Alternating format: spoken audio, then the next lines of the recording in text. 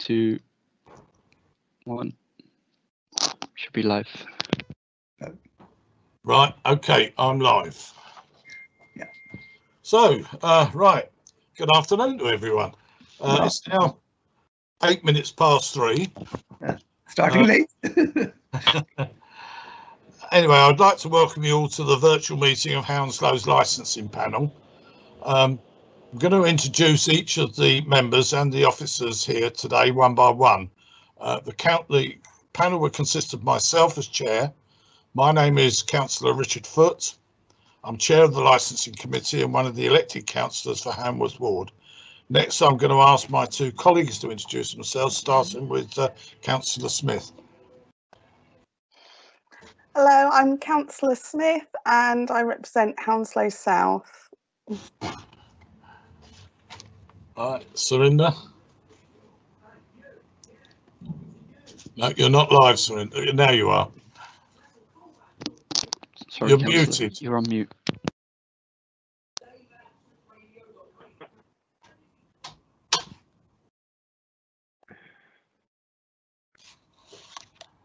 No, you'll need to. You're muted, Surinder. You'll need to press the microphone button, Councillor. Sorry, Chair. Sorry to interrupt. I've just seen an email from Mr. Modak, and he's letting me know that has it started? We can't see or hear anything. Okay. I've no idea what the problem may be with him. Okay. I'm Okay. going to Can you come hear me out now? here and phone him. Right, hang on. Let me just see. Is he on our list as being here? He should. Let's have a look. Well, yeah, they're going to phone him. That's the problem with him. All right. So is he with item 1? Yeah. He is. Yes. Yes. Unfortunately. Okay. Right. Well, we've. Right. Well, the good news is Philip Colvin, who isn't needed until item 2, but he's in. So at least we know he'll be ready for item 2. It's yeah, Mr. Kovac. Sorry, Modak. Sadiq, do you think you may be able to help Mr. Modak? Yeah, if you can send me his phone number, I'll get in touch with him. Yeah. Oh, hang on, there's another email from him. Oh, okay, we're in. That was it. All I needed to do was ask Sadiq for help, and your magic touch got him in. Alright. Yeah, I would just like to remind you we are live, so can we continue with the Yeah, excellent. Councillor Perot? Yeah. Would you like to introduce yourself? Yeah. Councillor Sundar Paul, and I'm the councillor for Heston Central. It appears that our chair has actually gone missing. It's disconnected. No, we lost it. We'll have fun today. Oh, there he is. He's back. Yes, he's back. He's muted. Sorry, Councillor Foote, you're on mute.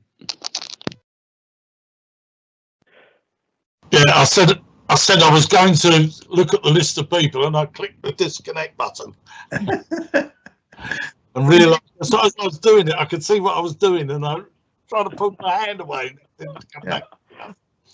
Never mind. This is all setting up for a good event today. Right, where are we at now? So have we got everybody that we need yet? We think so. Well, I'm waiting to see who was the gentleman for Mirko Cost Cutter. It's not here. He's not here yet. No, I'm representing the applicants. If that's what you mean. Is that's Robert? Is it? Yes. Yeah. Hello. Sorry, Robert. Oh, okay. So, are you comfortable to go ahead if he's not online, or would you rather wait for he was? For whom? Sorry, who are we waiting for? I mean, what was the name? Bobby Bill? Modak. He's one of the residents, isn't he? Oh, he's a resident. Oh, I see. Yeah, sorry, Chair. He's The group of objectors are all with Mr. Modak, and he's recently emailed to say that he can see us now, and so they will be calling in Right, okay. when Right. invited. Sorry, So- so does that mean that we won't get to see the objectors or know who's here? I mean, I think we should know who is here. We will ask them to also introduce themselves, but unfortunately, if you phone in, you simply come up as a phone number. So when they come in, the chair will ask them to say who they are each time. Yeah, well, we will also need at that time to identify who is going to speak for the objectors and the presenter. So that will sort it out, because if, you know, at the end of the day, we're going to have 5 minutes for each, the presenter, and 5 minutes for the objectors, but it's the total. So if there's 5 of them, they get 1 minute each. So, you know, that's something we'll have to deal with. Sorry, Chairman, there's only 2 objectors. There's Mr. Modak and there's Mr. Garrett, and they've produced a petition, but they are not individual objectors. No, it's all right. It's not a problem. What I'm saying is that I'm just making sure that the objectors understand that they will have to split their time up between whoever's making the presentation. Whereas I'm presuming you're going to speak for the applicant entirely. Yes, correct.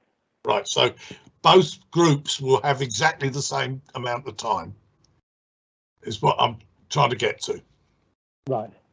Okay, so are we ready to continue? Yeah. For my officers to nod, Yep. or? Yep. Yep. Yep. Okay. So, right, it now comes on, in fact, to introduce the officers. So I think we start with Nicola. My name's Nicola Harbour and I'm the Licensing Authority Officer. Bill, are you there? I am. If you can hear me, I'm Clark, and maker of panicky phone calls.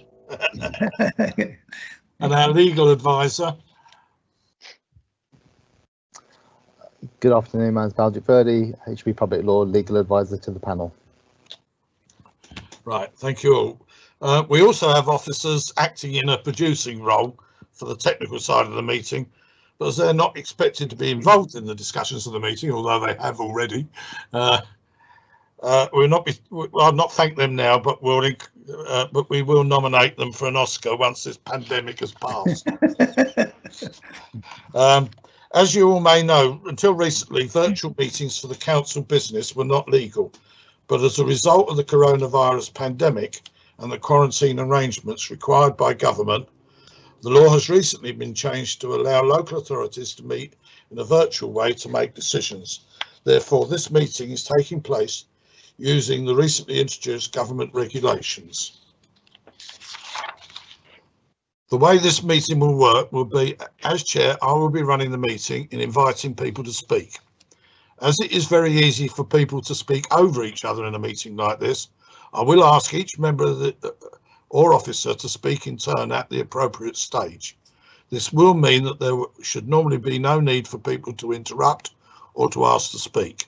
However, I shall make sure that members have ample opportunity to ask questions and make comments upon the reports and applications before them.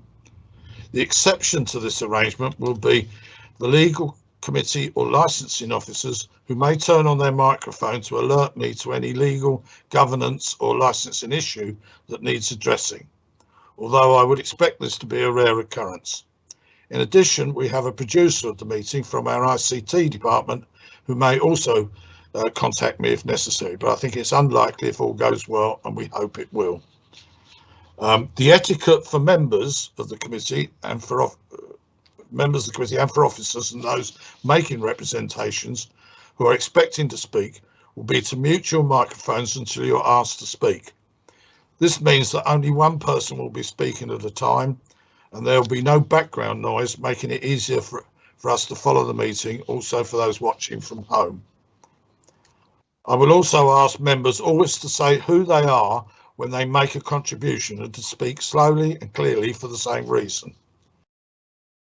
We have 3 members of the licensing committee with us today to form the licensing panel, and it is we who will be making the decisions. Officers of the council will provide assistance and advice as required, but the final decisions will be made by members. Members of the public are reminded that the agenda and all the reports being considered by the panel today can be found on the council website under the licensing panel meetings page. So if you want to see them, that's the place to look. I also need to make sure that all members have seen the agenda and the reports, and I'm looking. Nod your head if you've seen the reports, members. Thank you. And it's important that I remind members of the need to hear all of the evidence in each report we're considering today. This means that you should listen to the whole debate. Please don't go out to walk the dog or anything else, as you will, because it is a legal requirement that you are present during the whole debate. And I see we just lost one. Right, I assume, no, she's still there. Right. If you find you're having technical problems and need to log out of the meeting and come back in again, please let me know immediately, ideally beforehand, but if not, afterwards by turning on your microphone. This would be a permitted interruption, but then what you need to do is to recap and make sure that if you'd missed any part of it, we can go back over that element. If, in fact, you're absent for the whole presentation, then the member will not be able to vote. We are quorum at 2 members. I prefer to have 3, just in case we got a split vote, but we are quorum at 2, so as long as it doesn't fall below 2, we can continue. If it does fall below 2, then I'm afraid we would have to abort and come back on another day. And finally, I'd like to say to any member of the public listening or watching, thank you for joining us this evening. The licensing panel is a quasi-judicial panel and as such is required to observe all licensing laws and regulations in their deliberations. However, we hope this meeting will go well, but any virtual meetings may suffer from unexpected technical hitches, so please bear with us. I should also clarify that this meeting is being recorded and will be made available to the council's YouTube channel in the next few days. Contributors to the meeting are asked to remember that they will therefore be included in the recording of this public meeting. Thank you for that. We'll now move on to today's agenda.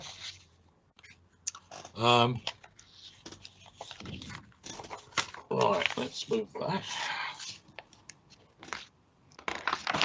Right, we'll move on to the licensing applications for decisions at this meeting. We have 2 applications to consider this afternoon. That is from Mirko Cost Cutters, Bedfont Service Station, and 2, Mercure Casino, High Street, Hounslow. Very similar names. Oh, hang on. Sorry, it's my fault. Let me just shut my phone off. I apologise for that. We will be allocating a total of 5 minutes to the other persons and an equal number of minutes to the applicants. Each may share their minutes with their co-speakers as they wish or have one spokesperson. I will ask the legal officers to alert me when we're approaching the limit of the allocated timings. May I ask all members, officers and public speakers at this meeting to introduce themselves each time they speak and to turn off their microphones when they finish speaking. Again, it's also important to speak slowly and clearly so that everyone can understand what you're saying. Finally, if you are making reference to any agenda item, please give the page and the paragraph details. I now need to confirm who will be speaking for the following. First, the applicant, and that was, I believe, yeah. Can I just get you to say your name, Derek? Robert Botkai for the applicant today. Right, Robert. Botkai. And I've got with me Murad Marti, who is the operations director. So Murad, if you wave, and then Tina, who is here just in case I have a technical problem and fall off my chair. But she's otherwise she's hoping not to be involved. That's okay. Obviously, if it's in the presentation, that would be restricted to the 5 minutes. Obviously, if it's in the question and answer, then the time is open then. Well, so long as Tina knows that she has to step in very quickly in that case if I fall off my chair, that's fine. I'm sure we'll give you a pause. She cares very little about me, so yeah. Right, can I go to the other persons? Are we able to hear them? Sorry, Chair, they haven't dialed in yet. No, Councillor, they would have to dial in first. Well, they've not dialed in. I thought No, I advise them to not dial in because they'll be running up their phone bill. So we'll advise them to dial in now. yeah, because I need to check who's going to speak from, Yeah. who's going to represent them and speak for them, and then we can tell them. I hope, have they been hearing what we're saying? They've been emailing, and we've got Mr. Modak and who's the other person? Barbara. I haven't got a surname there. Brooke.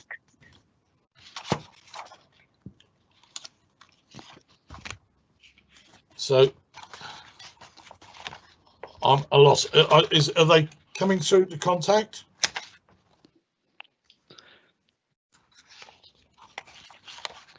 I'm still waiting, Chair. I'll let you know once they do phone. So we've got Dialing. Mr. Modak. Who was the other one? Barbara. I haven't got a surname to hand. Oh, I've got Barbara Brooks. Oh, thank you.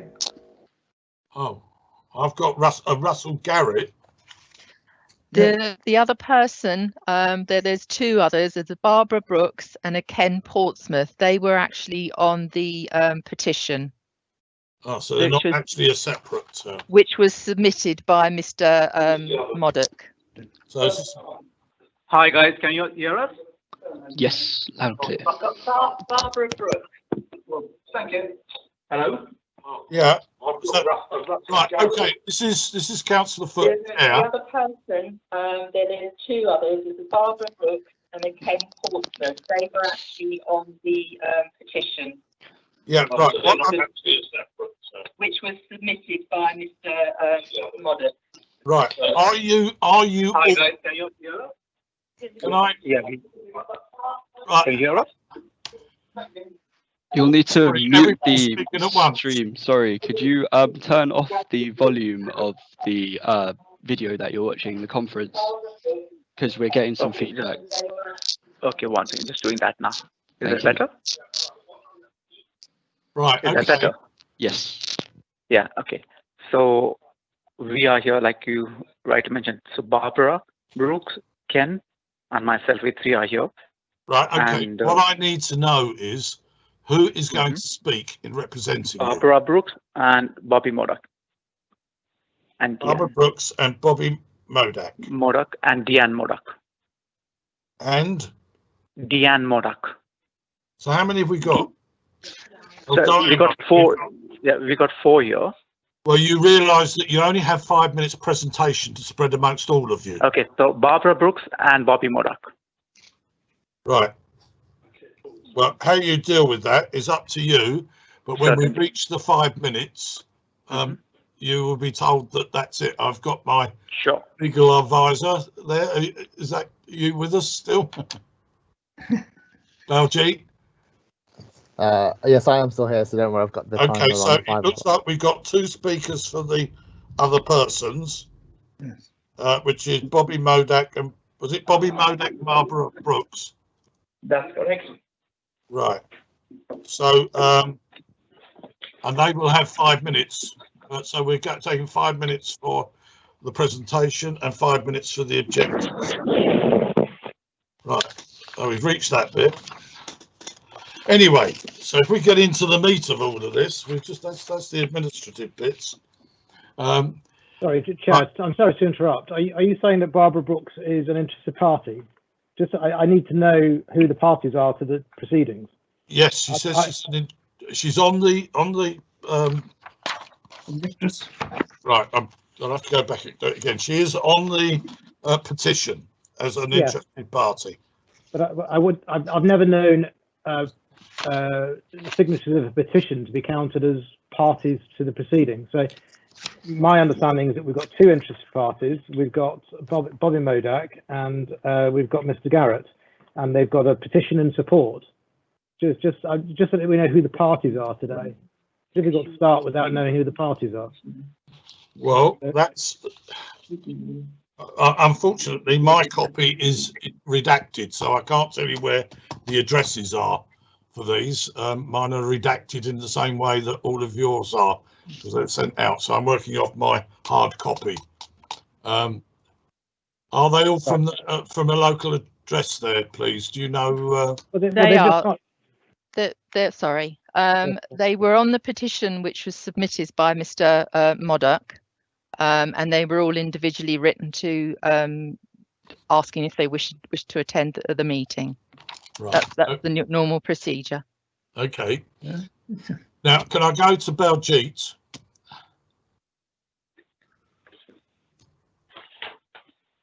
Yes. Yep, I can hear you. Yeah.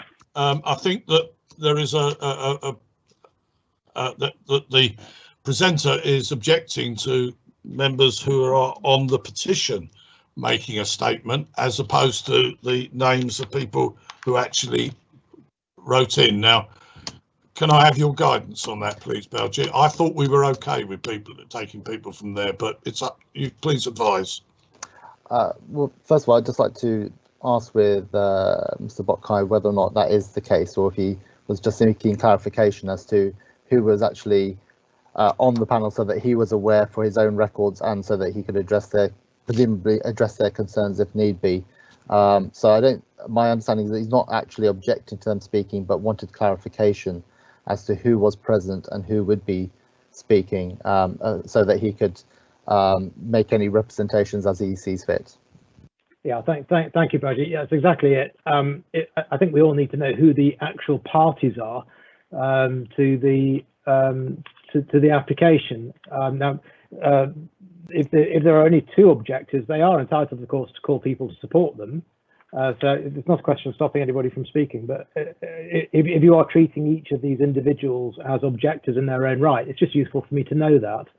Sorry, I thought I had made that clear. Yes, so you are that was the way, but that's why I wanted clarification from our legal advisor. Right. So what I'm saying is that Bobby Modak and Barbara Brooks are representing the petitioners on there, so the objectors, if you like. Okay. Yeah. Are you okay with that now? Well, yes. Obviously. Yeah. Okay. Right. Okay. So we move back to where are we? I've lost my place now. Right. So we'll now move on to. Let's get that bit of paper out of the way. So can I, the licensing officer. So can you please make your presentation? Oh, yes, I can. Okay, members are requested to determine an application for the variation of a premises license. This application has been submitted by Motor Fuel Limited in respect of Merco Cost Cutters, Bedfont Service Station, 461643 Staines Road, Bedfont. The application the applicant is proposing to amend the licensable activities hours and in relation to the following: supply of alcohol for consumption off the premises Monday to Sunday 6 AM till midnight. They also intend to replace the current conditions in Annex 2 of the licence with conditions as outlined in the application. The application has been properly made and all procedures correctly followed. The application has been attached as Appendix A. The premises are currently licensed for the following activities and hours: the supply of alcohol for consumption off the premises Monday to Saturday 8 to 2300 hours, Sunday 10 to 22:30. Late night refreshment Monday to Sunday 2300 hours till midnight. The opening hours of the premises 24 hours a day. A copy of the current premises license has been attached as Appendix B. The premises are situated in an area of mainly residential properties and some commercial. The measures proposed in the application are listed in Appendix 4.2 to 4.6 and will be attached as conditions to any license that may be granted. The appropriate ward and neighbouring ward councillors and responsible authorities have been consulted. Of those consultees identified in paragraph 6.2, there have been 2 representations, one of which is a petition of 11 names. The concerns are that if the application were to be granted, it could exacerbate the existing problems with regards to noise nuisance, antisocial behaviour and crime associated with the premises. The representations have been attached as Appendix C. The Licensing Enforcement Officer suggested alternative conditions to the applicants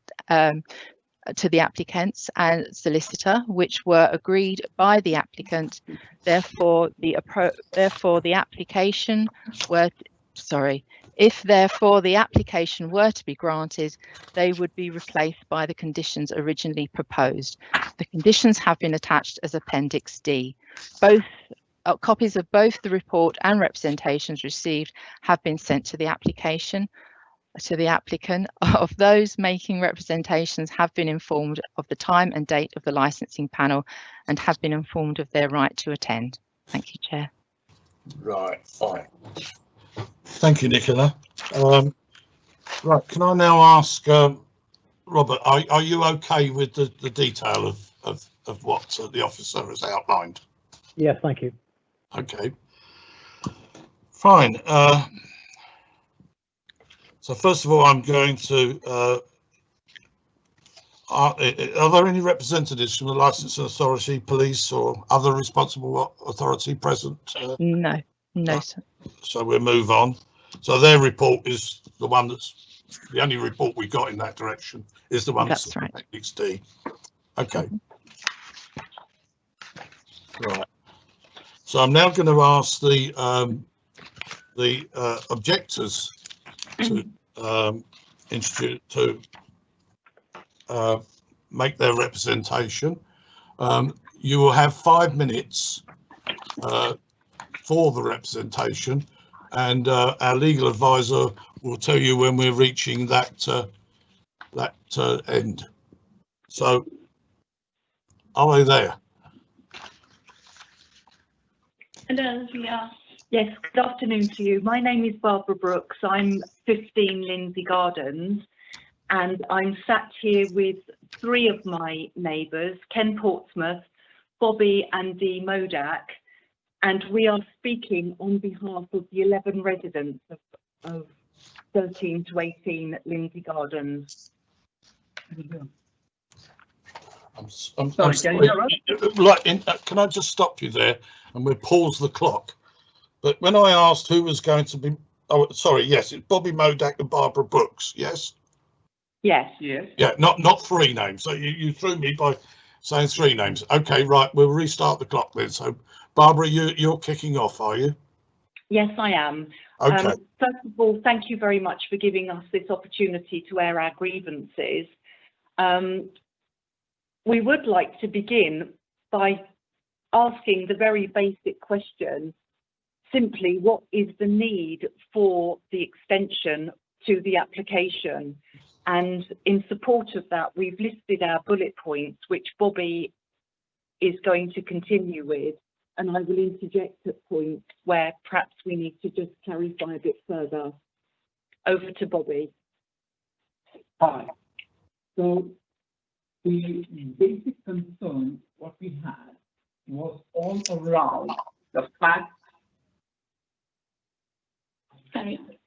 all around the fact that the whole premises area is being misused or could be misused by people who would get into the off-license category after midnight, causing a lot of disturbance in the area. The recreational, the main important thing we wanted to highlight was that we received a letter, a witness appeal letter from the Metropolitan Police regarding the drug abuse in the area, which is pretty high. The wall which is adjacent from the forecourt to the Lindsay Garden area is a major concern, as we always see people hanging around there especially after buying alcohol from the site, they leave bottles and cans on the wall. The other concern we have is the fact that people park around the area, and that area is then used for either it could be just loud conversations or it could be fights among customers, everything causing public nuisance. That is everything happening next to the boundary wall that we have. The other concern we have is around the noise system, which is being in use. We have given some examples. It starts sometimes at 6:30 in the morning, and there was an incident on 23rd June when it went on from 11 to almost a quarter to 12, so 23:43. The tunnel system was in use. This obviously needed to stay, disturbs our sleep and peace in this area.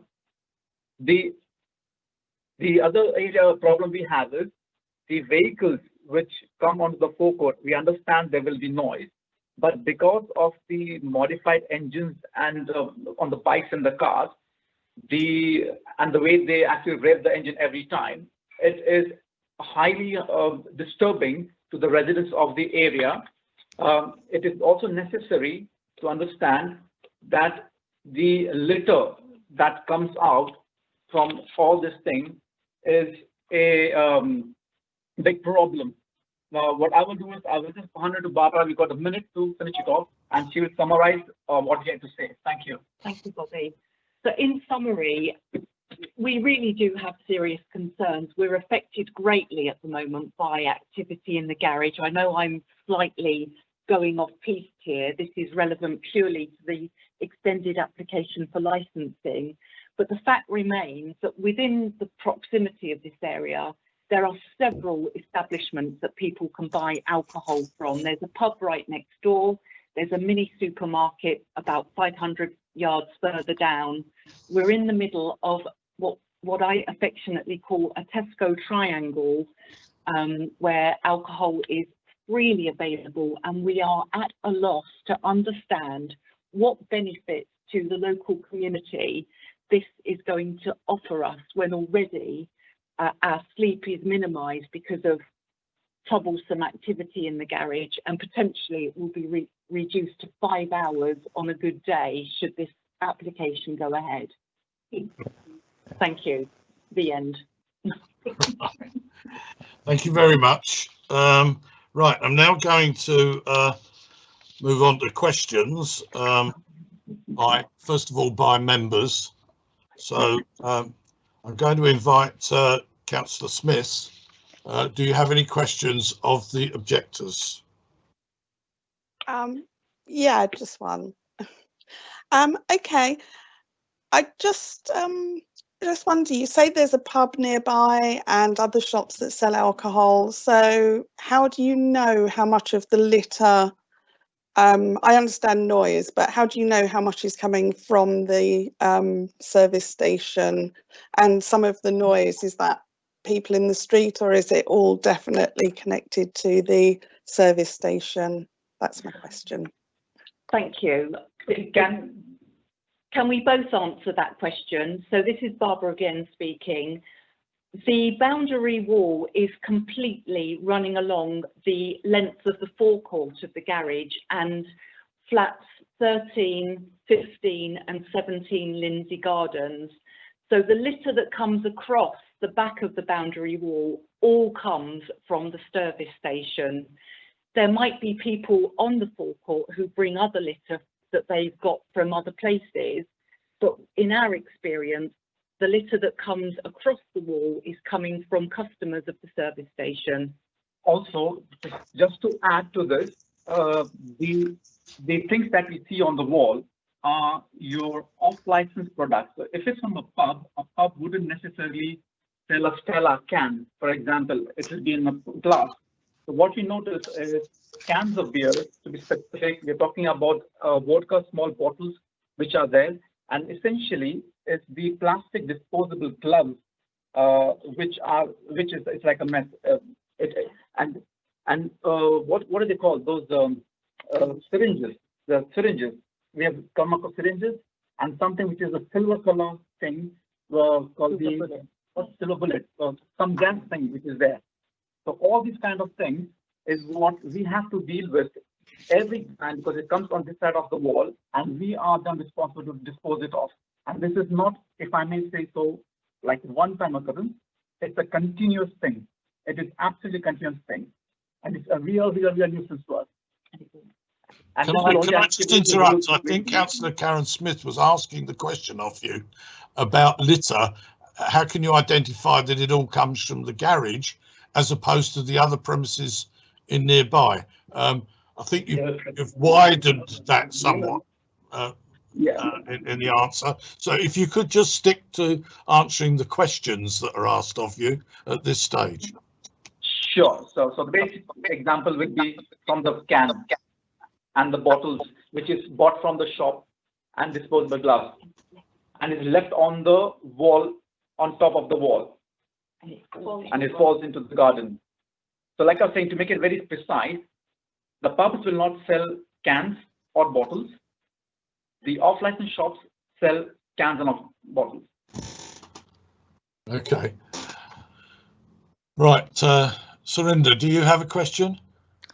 No, I cannot ask you a question. Sorry, I don't have any questions. Thank you. Okay. Right. I've got a couple of questions. I mean, the one that bothers me a little bit. I mean, are you blaming the garage? Sorry, are we picking up an echo? Can you, if you're not using your mic, can you switch them off? Right. Okay. So I can hear my voice coming over somebody's speaker. Right. Okay. So can I go, first of all, the comments about drug abuse. Are you expecting... Now, somebody's still got their microphone on. Can you see who it is? Yeah, I've muted it. Sorry. You've muted it. Okay. Right. So I could hear my own voice. It didn't sound very pleasant. Right. Can I just go to the point on drug abuse? Are you suggesting that the garage owners are responsible for these drug abuse, and what do you, if you think they are, what do you think they should do about it? That's my first question. Okay, we're not suggesting the garage are responsible per se, but the fact of the matter is drugs are being taken on the forecourt of the garage, and we frequently find evidence of it in our back gardens, which if you have made a visit to the site, I don't know if you have or you haven't, you will see the location of what it is we're talking about here. There's also frequently a very strong smell of marijuana, etc. Yeah, I think my question was, what do you expect the owners of the garage to do about that? Well, they could perhaps be a little bit more vigilant with the people that are frequenting the back wall of the garage by moving them on. It's not a public place, surely. Especially when people have, obviously, they have come there for a particular reason, which is filling fuel or buying something from the store and then moving on.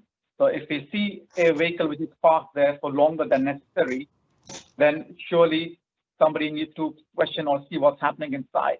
Because I think that is the reason why. Right, can we carry on then? Because have you, as residents, ever called the police because you could see somebody sitting on the wall using drugs? No. In fairness, no. I've never called the police. I don't think any of us have ever called the police for that specific reason. But it's very hard to see if somebody's either injecting or sniffing. When we've got a 6-foot brick wall standing there between us. Sorry, but in your answers, or you were implying that you did see that. That's why I asked the question. But anyway, let's move on. But we saw, but we did not call the police. That's what you're saying. I'm sorry. We see people, we can smell things, but we haven't called the police. That's what you're saying. I'm saying, I'm asking you, if you've been viewing people using drugs, have you ever called the police? I'm in my view, it's a police matter. It's not for residents or shopkeepers to take those things into their own hands. No, surely. I mean, that's my question for you. That's the reason for my question. You're pulling me into a statement which I don't really want to get into at this stage. But can I just move on? Excuse me, my name's Ken Portsmouth. Hold on, who's this? I'm sorry, who is this? Ken Portsmouth. I'm with the Barbara and Bobby. No, I'm sorry. We've already agreed that there are two people representing you. Apologies for that. Sorry. Okay. Move on. Right. I move on then. You talked about the tannoy. This is what? Is this a tannoy calling drivers to the pump or what? I don't know what it's used for. Yes, it's a public address system that's used by the garage internally to speak to customers on the forecourt. Right, so what if they're misusing the pump or having difficulties with the pump, you mean something like that? It could be for multiple reasons. It could be difficulty with that. It could be somebody just throwing junk or rubbish around. It could be for multiple reasons. It could be anything. So it's got nothing to do with licensing? It's nothing to do with the license, but I'm not too sure. But this is something for the experts to know whether the tannoy system should be in use. My question is, if for instance, the garage did not sell any alcohol at all, would they still be using the tannoy system? Of course they would. Well then, so it's not anything to do with licensing. Not directly. I just wanted to clarify as to what you're saying. Point taken, not directly, but it's all part of the bigger bundle. So yes, we stand corrected then on that one. Thank you. It's all right. I just need to get clarity in my mind. Okay, thanks. And let me think. And just right, I don't know what we mean by public nuisance. I mean, if I walk down the road, somebody might think I'm being a public nuisance. I don't know. But yeah, I'm assuming you're saying the noise made by customers. Have you ever actually spoken to the management in the garage about these noises? Yes, we have on several occasions throughout the year. Did you ask them to do? Silent notices.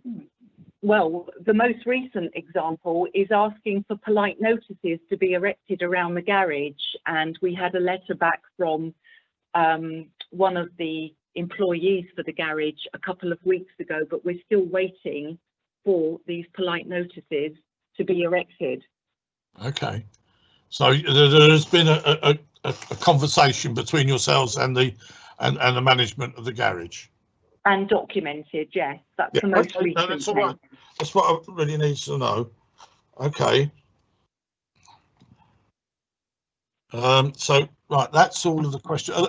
Can I just ask Councillor Smith, Councillor Burival, is there anything else you would wish to ask? No? No, okay. So I'm now going to ask the applicant to ask any questions of the objectors. So I'll move to the applicant. Do you have any questions of the? Thank you. I've got no questions. No. Okay.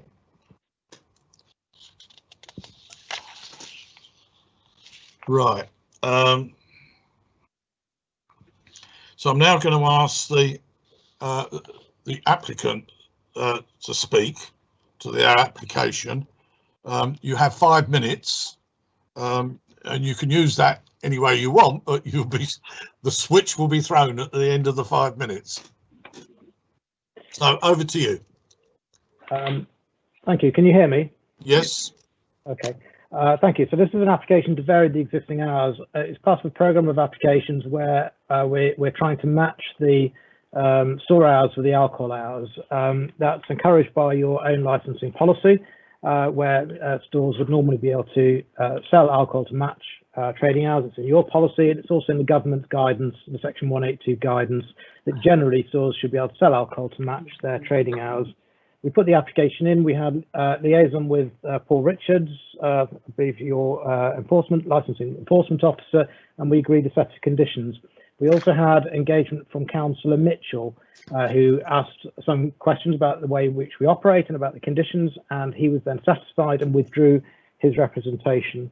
That left us with representations from Mr. Bobby Modak. I'd like to say hello to Mr. Modak. We've met before. He was previously an area manager with Motor Fuel Group and attended a hearing with me at Hounslow when we applied for the Jolly Sailor licence in February 2019. So good to see you or hear you again, Bobby. The objections raised by the residents, the objections raised by the residents relate to, just bear with me a moment. Of course, I've gone over the page. Relates to the size of the antisocial behaviour, and as the chair has pointed out, they're not all relevant to the proceedings today. So obviously we don't sell syringes. We note the comment about the drug use. It's not something that we've witnessed on site, and it would be a police matter, and the police are not making a representation. They are your experts on crime and disorder. Mr. Garrett questions the size of the night pay window. The night pay window is it would be an operation, and it would be big enough to pass things through it. Perfectly standard for these petrol stations to work through a night pay window during the evening. The residents talk about the lack of a need for a license. I'm sure your officers will confirm that need is not a factor in a license application. We don't have to demonstrate a public demand for a license. And all the reference to antisocial behaviour, of course, there is no police representation today. Mr. Modak appears to have organised the petition against the application. We don't have names and addresses of those who've signed it, and I don't have the opportunity to question those who signed it as to who they're blanked out on the paper. So we have CCTV throughout the site. The signage, the polite signage, has been ordered and will be displayed shortly. Councillor Mitchell was asking about a panic alarm, which we do have. The application is relatively small in that we're asking only to go to midnight. We already have a license to 11 p.m. And we're asking to go to midnight. The issue about the tannoy system, as Mr. Modak will well know, the petrol station has to have a tannoy system in operation, and it is there to ask customers, to assist with customers, or if there is an issue with the pumps, or if they are making noise, and we ask them to quieten down. So that is really the application. There's not a great deal for me to add. I've been trying to pick out what is relevant. We would appreciate if there are issues, if they could be brought to our attention. We're very happy to provide Barbara with a contact number for an area manager that might assist, so that she doesn't need to report it to the store directly. So very happy to have a conversation with her outside of this meeting, so that she has a direct line into us. We don't want to be causing any sort of nuisance. There's no record from any officers of any problems whatsoever emanating from this site. The police have obviously been involved in the area if they've been talking to residents about drug use, but there's no association between that and our premises. So I'd ask that you grant the licence in accordance with the conditions which have been agreed with the officers and shown to Councillor Mitchell. Very happy to answer any other questions that you may have.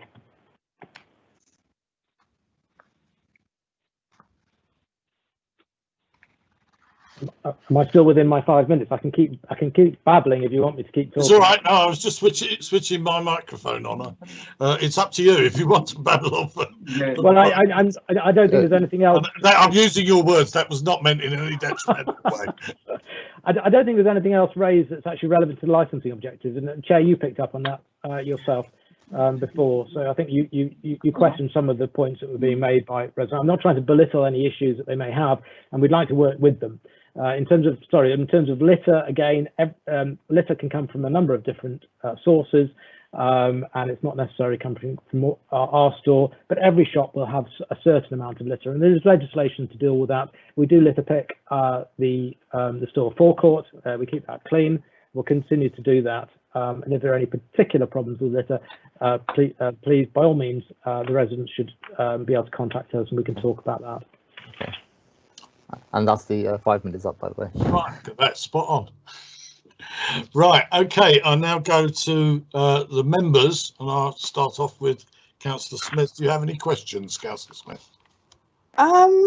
Yeah, more of a general point, really. I suppose I can understand how if the residents feel they've had problems with the garage, that they're concerned that the problems might get worse if you're open for longer, but maybe your offer of communication with the residents might solve some of that. If the manager or yourself could arrange regular communication to iron out issues, I wonder if that might be a solution, because I can see, you know, if they feel there's been all this litter and irritation from the garage, that they're concerned that that will get worse, and so it would be good if there was a way of resolving the worry. Of course, we're very happy to do that. I mean, Bobby does know. Bobby was previously an area manager for the company, so I think he knows the people. He knows Murad. He knows me. So we're very happy to receive communication from Bobby or Barbara or anybody else if they've got concerns. Yeah, I mean, we'll be happy to have the dialogue in terms of the litter and so on. Definitely on the litter side of the side. Right. I don't know who that was coming in there. No. Wasn't me. If anybody is speaking, can you please say your name, because I'm not in view of everybody. So if you could introduce yourself each time you speak, it would help others, and it will certainly help when we come to show the movie after all of this on YouTube. I think. Do you have any more questions, Councillor? Sorry, I think it's questions of me at the moment, not questions of the residents. So it should only be me answering the questions. Absolutely. Right, Councillor Smith. I have no more questions. Okay. Right, I'll go to Councillor Pudival. Right, you're live. But Sorry, you're muted. You're on mute. Okay, now. Yep. Question I was going to ask, Karen has already asked. Obviously, there's need to be a liaison between the garage and the people around. It will help both the community and the garage itself. That's what's quite important. And as long as the conditions set in pages 24, 25, which agreed, are fully implemented and adhered to, and we need an assurance that that will be done. Well, the answer to the question is it's the law. So if the conditions are on the license, we would be committing an offence if we sell alcohol without abiding by those conditions. So the conditions are very important, and we know that we have to comply with those. Anything further, Surinder? No, you're all right. Yeah. Okay, that comes round to me now then. Can I just say one thing? I agree with you. There isn't a need to prove demand on the part of that in terms of the licence. It is about the regulations that cover the way in which the licence is used. So I don't have a problem with that. But anyway, let's move on. I'm having some problems looking at your hours of opening, because what you're saying is, and I wouldn't agree with you 100%, that the council's own policy is to line up licensing hours or alcohol hours with opening hours. I don't think one and the other actually have to go together. Certainly, we've never applied that since I've been on the licensing committee in the last 4 years. So that's just to get that cleared up, because you seem to be implying that it went one with the other. And no, Chair, I didn't quite say that. I think you've expressed it in a different way. But paragraph 14.3 of your policy, page 24, states that shops and supermarkets should normally be free to provide sales of alcohol for consumption off the premises at any times when the retail outlet is open for shopping unless there are good reasons based on the licensing objectives for restricting those hours. So that's your policy, and that's mirrored in the section 182 guidance. Right. Well, the last line I think is the relevant part, because it can be altered to that in relates to the Licensing Act and the conditions covering the Licensing Act in other areas. So it's not a go-to. It's not a give me in that sense. It's a policy. It's a policy. It's a policy, and it can be rebutted by evidence. But it suggests, and the guidance does as well, that there would need to be evidence to stray from that policy. So the opening position is that you would normally expect alcohol hours to match opening hours, unless there are good reasons, and I think a court would expect evidence then of those good reasons to restrict the hours. Yeah, well, that's what we're here for. Okay. Anyway, the next point was, you did make the point that you were asking for the licensing hours to match the opening hours. I seem to have opening hours midnight to midnight, 24/7, and license applications from 0600 to midnight. Yeah, we're not asking for any opening hours because it's not a licensable activity. We always ask that the opening hours be left left off the license, because that's a planning issue rather than a licensing issue. Yeah, no, I'm fully aware of that, but you did say that you would normally have, and you were expecting to have, your license hours to match your opening hours. And our opening hours are 6 to 12. So that's not accurate. What says on here, hours opening to the public. What we say on the what we say in the application is on opening hours. It will say to leave it blank. Let me just check. It may not go through.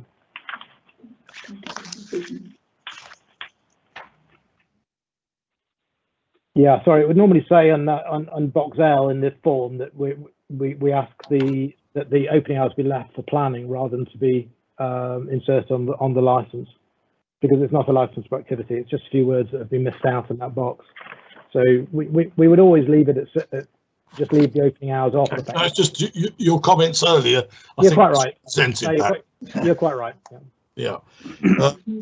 So in terms of the hours that you've put on here, which is 0600 to 2400 hours, you're saying that's the time of opening as well. Yeah. Which times are services made from within the shop, and which times are they made through the window? Murad, did you know what time is the night pay window normally in operation? It should be in operation until about from 10 o'clock till midnight. Yeah.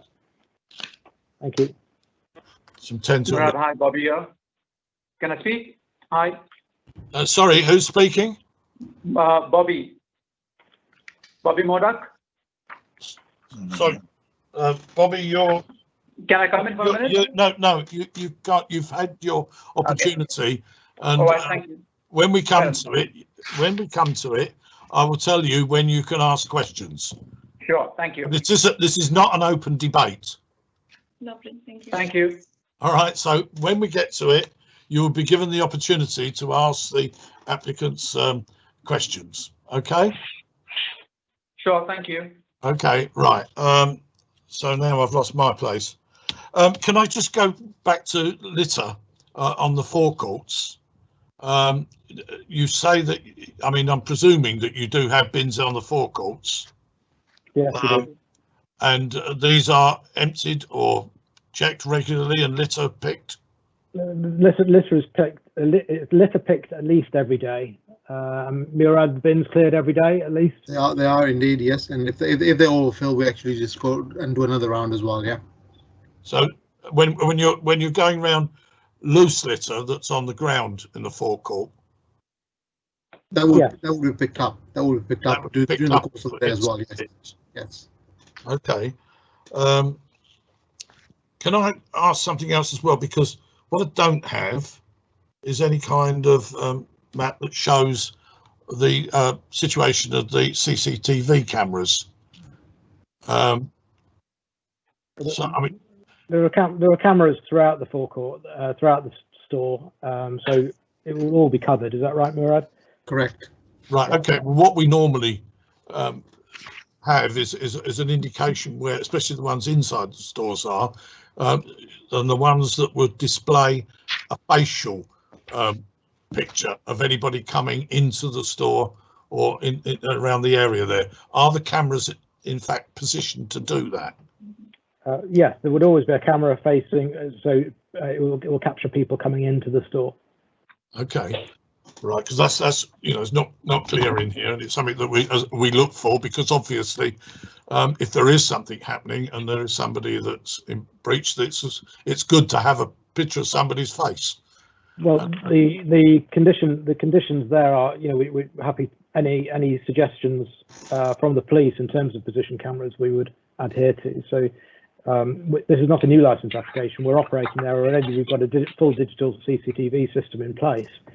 If the police want to come in and suggest anything, we'd always listen to the police. Okay, yes, but we're here, and part of it is for us to look at anything that might happen that might be of a disturbance for the neighbours, etc.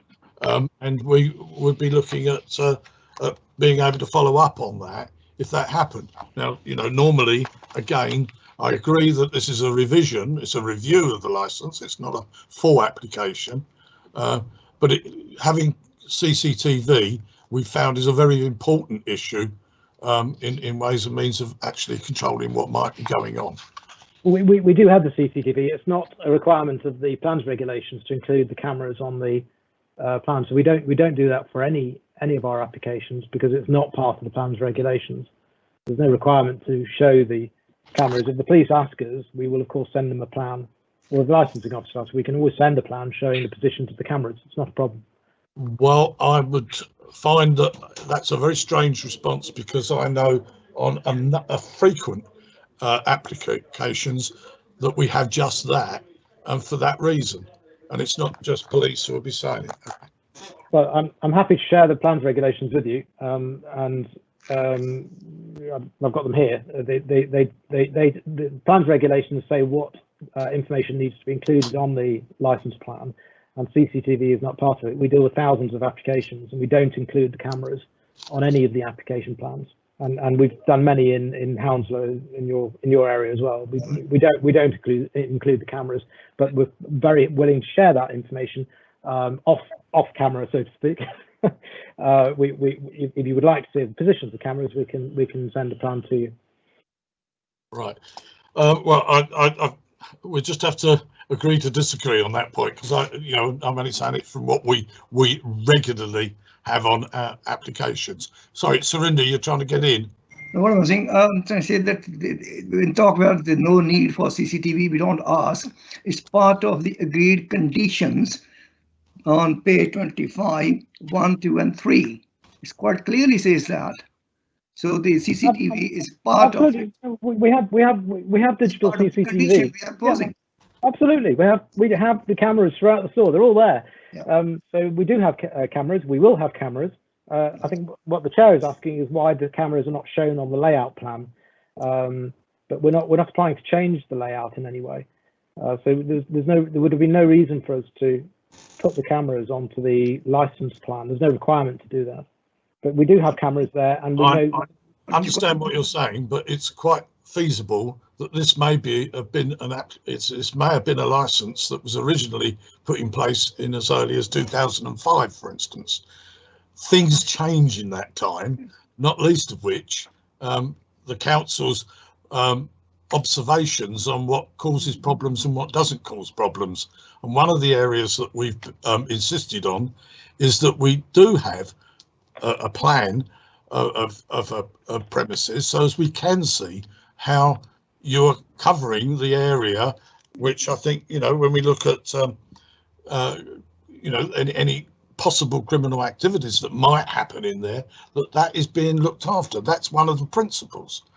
So my own view is that this has always been a case, but I can see that I don't really see you seem to be giving me the impression that you provide as much as you need to provide and no more. Well, no, that's not the case. We do think very carefully about what we provide. The problem in the early days of after 2005, and applicants were putting in plans which showed too much information, and then we had licensing officers saying that we couldn't change anything because the plan forms part of the license in law. So if you change anything on the plan, you have to get a minor variation. So what we found early on, believe it or not, if we displayed bananas in one part of the store and it said on the license plan, this is where the bananas are being sold, we had officers saying that we couldn't move the bananas from one part of the store to the other because it was part of the license plan. So it is very important that we stick to what is required in the plans regulations, which specifies what needs to go on the plan. Others may put more excess information. We deal with thousands of premises, and we don't include the CCTV on any of those plans. Now, if an officer had asked us during the course of this application, could we see please where the CCTV cameras are? Of course, we would have provided a plan by way of information to show the officers, and we'll do that. You know, if that's a question from any of your officers, of course we can show them where the cameras are, but it doesn't form part of the license. That's all I'm trying to say. Yeah, I can only. I've never heard of anybody talking about bananas, but certainly it was an example. It was an example. But I can assure you we've had problems where people have put too much information on the plans and then get caught out because they can't run their business. They can't change anything. No, but what we are interested in is certainly the positions of liquor and where liquor is in a shop, and about its accessibility, especially to having positions in regards to people just coming in and walking off with alcohol. So those are things, and that's one of the reasons why CCTV is important, and where the liquor is stored is important. And this is usually stuff that we have on a license application. All right, I accept this is a review, but even so, that's where I would expect it to be, because it's something that if at the end of the day we're going to put a stamp on it and say yes, we approve this application, this review of the application, then there are blank areas that we're not aware of. So it certainly isn't about whether we have bananas moved about, but it is where liquor, and that's part of the license. Well, it is in Scotland where you have to mark the shelving area on the plan. That's in the Licensing Act in Scotland. It's not in the Licensing Act in England. Well, we're not in Scotland, but all I can say is that my experience is that a good many people put that information on. I do agree with you. They do, yeah. Maybe they're all Scottish. I don't know. It's different up there. Anyway. Let's move on. That's the end of my questions. I don't know. Do you have any other follow-up questions, councillors? No, I'm just a comment that actually it helps us to make a decision quickly that when we're satisfied whether the cameras are and whether there is health, safety and security of all the people, customers as well as staff is not compromised. So we have to look at that as well. Can I just say we're not applying to vary the plan at all. There is no change to the layout of the store, so there's no change to the existing positions of the cameras. But we can talk you through where the cameras are if that would help. Would you like us to talk you through where the cameras are? I think it would be useful, especially the ones that cover the internal parts. I'm not looking to look at forecourt cameras. I understand is an entirely different prospect and situation. Murad, are you able to confirm where the cameras would be in the store? Yes, I can do that. I mean, if you leave that with me, I'll have to get the drawings. I'll get matched up on the drawing as well if need be. Yeah. If you just talk us through. So when well, there will be at the end. There'll be one at the entrance covering the entrance area. There'll be one by the till area covering the customers approaching the till approach. There'll be cameras that will be positioned to cover the off license section itself. Yeah, and then you'll have the other cameras obviously covering the forecourt side of the business. Yeah. Okay. So you've got one set of cameras covering the area where the storage of liquor. Yeah, that's right. Yeah. Right. Okay. That's really what we were trying to get to. Yep. Okay. You all right with that, Surinder? That's fine. I'm fine. Thank you. Okay. Thank you. Okay, so I'm now going to move on to, I'm just trying to think what we do. Onto other persons, which is the objectors. Just I don't like calling you other persons, but it is the objectors. So you now have the opportunity to ask questions of the applicant. So over to you. Murat, hi. Evening, Bobby here. Good to see you. Right. Hi, Bobby. How you doing? Good. Good to hear your voice. And you? We can't actually say it's good to see you because we can't. Murat, just a quick thing, Murat. Yeah. The night fair window operation, I believe it's not, the shop is open after 10 p.m. as well. So it's not that the shop is closed and the products are served from the night fair hatch. Okay. I believe so. Might want to cross check on that bit. And Okay. the other point which I would like to mention is there was a statement made about police are not necessarily looking into the thing. But the very first point we have mentioned here is the lady by the name Sally. She is from, I believe, from the council side. And we had this letter for witness appeal. And that's to do with the alcohol and drug consumption, which also included the forecourt area. So just want to make that one thing clear. And okay, is this a question? If it's a question to me, the police have been consulted on this application and they've not made, they're not opposing the application, so they would have that information. I can confirm that we do not have any objections from the police, other than Appendix D. Yeah. Yes. Okay, and in terms of the litter, I think I was talking about the off-license cans and bottles that are left on the wall.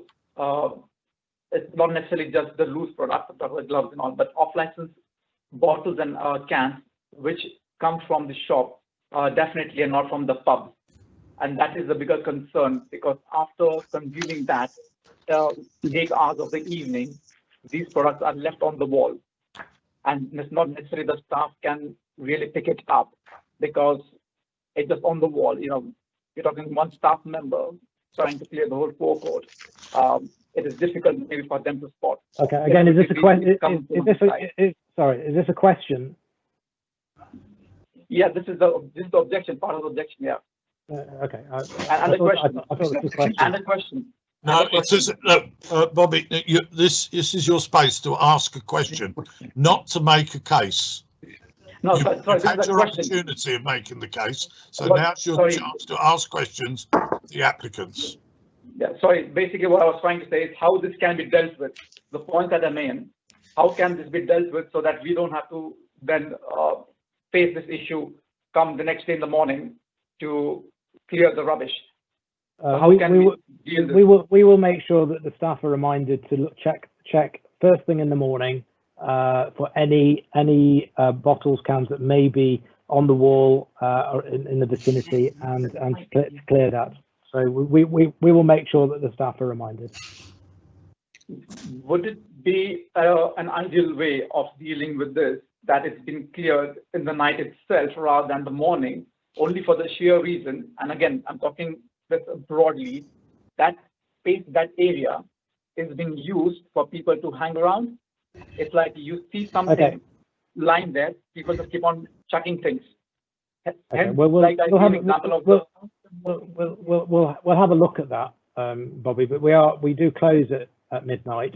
As you know, it's not a 24-hour petrol station, so we do close at midnight.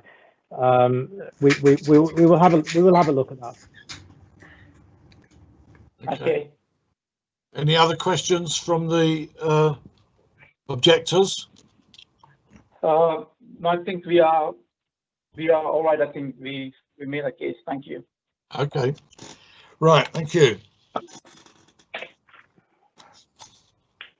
Right.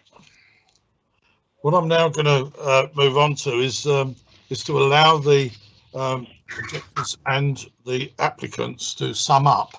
But I'm asking them to be just that, not to introduce new material, just sum up on what they've already said. So I'll go to the objectors first and ask you if you wish to sum up on what has been said so far?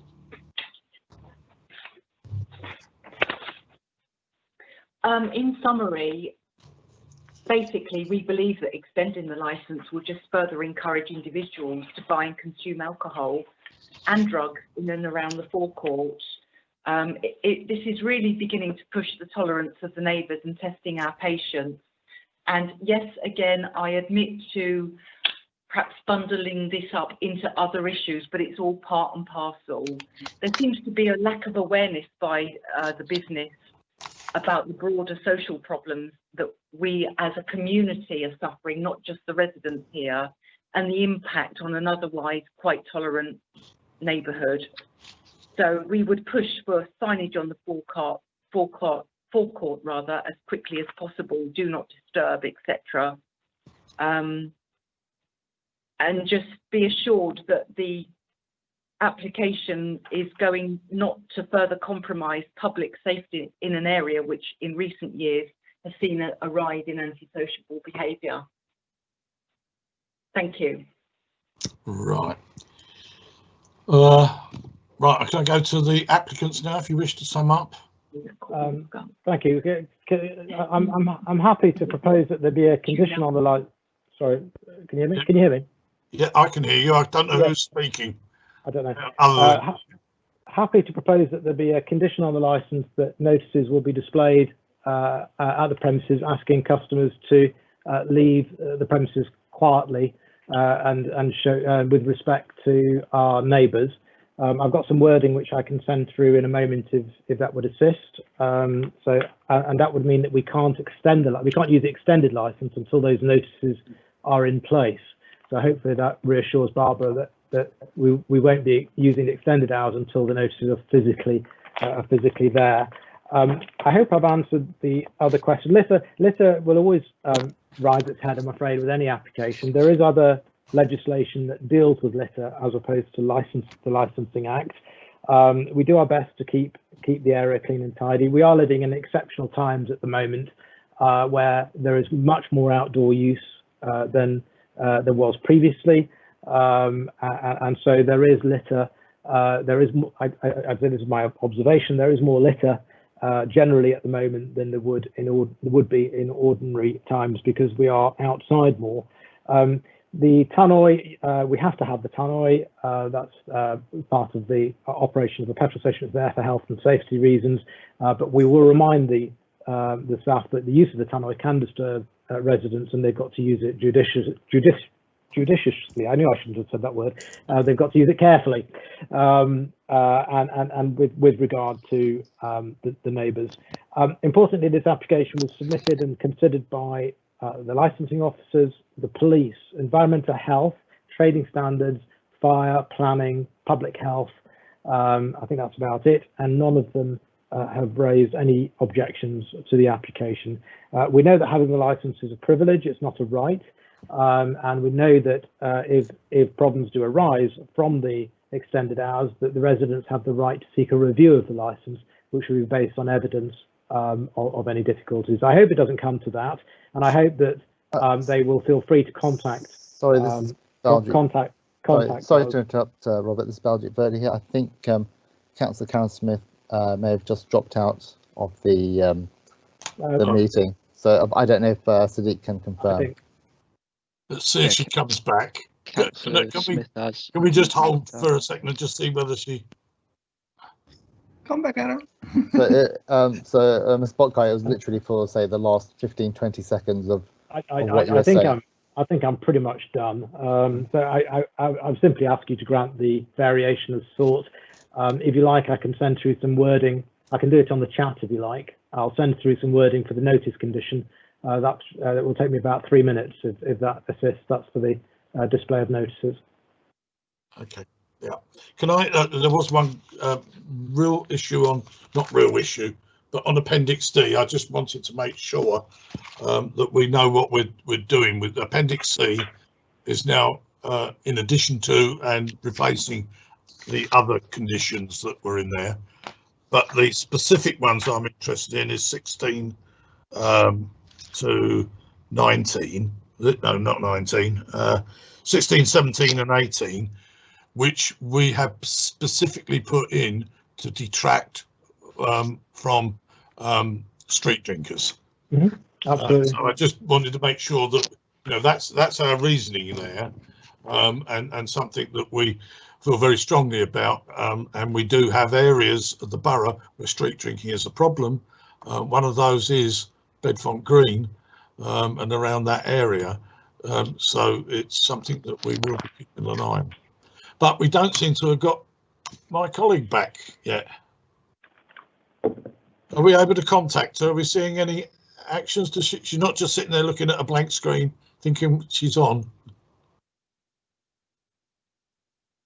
I don't know.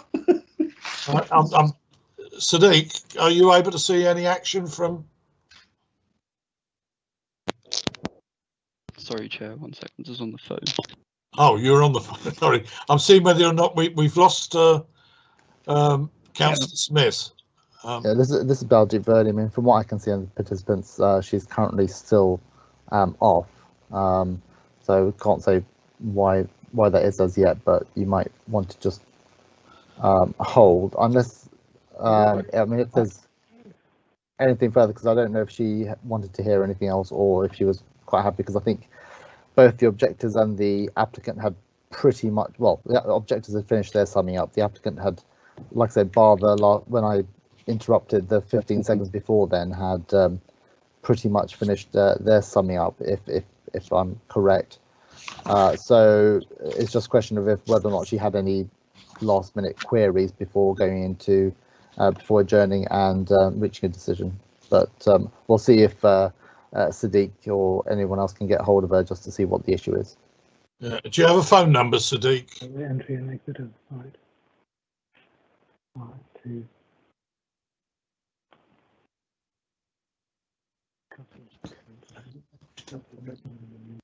मैं कौन meeting थी मैं फिर पास करूंगा telephone okay Ah, there she is.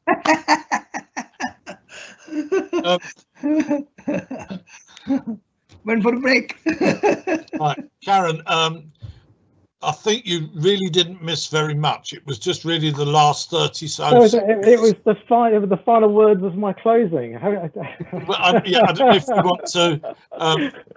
Where were you when you disappeared? No, do you know? Is there anything you feel that you've missed? No, Robert was just finishing up, I think, and just covering. I think I was just saying, I've put on the chat the condition that I propose to deal with the signage. So we would have to have that signage on display before we use the extended license. So I don't know whether you can see the chat, the wording there. I'll have a look, but I did actually hear that bit, so I didn't miss much at all. Okay, right, fine. That sounds good. So anyway, let's move on to the next stage then.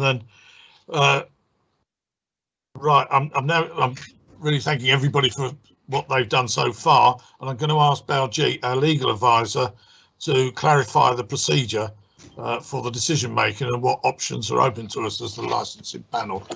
Baljeet, you're on.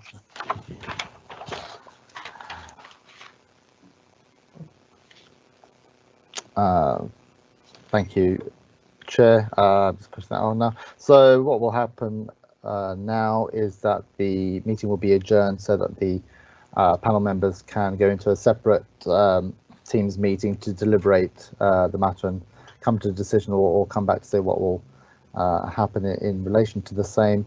I would initially propose 15 minutes unless any of the panel members have anything else, or if indeed they need a short break or something. The decisions options available to the panel are to grant the application in full and on the terms and conditions contained within the application, to include any applicable mandatory conditions, to grant the application as above, modified to such an extent as considered appropriate to satisfy any relevant representations and promote the licensing objectives, or to reject the application in whole or part. I note that just confirmed that Mr. Botkai said he had sent over some additional wording should the panel be minded to consider any additional condition. I have received something which just for the benefit of the objectors who may not be able to see, who won't be able to see the chat function and anyone else, the draft wording is signage shall be displayed at the entry and exit of the site to request that customers consider and respect those local residents living in the immediate vicinity. So that's just for their benefit. So unless anyone else has any other questions, then I invite the chair to adjourn the meeting so that they can go off and discuss the matter. My watch clock is currently showing 16:33. So if they did want to agree 15 minutes, I would just say round it up to 16:55 to resume and come back to this meeting. But I hand it over now to the chair.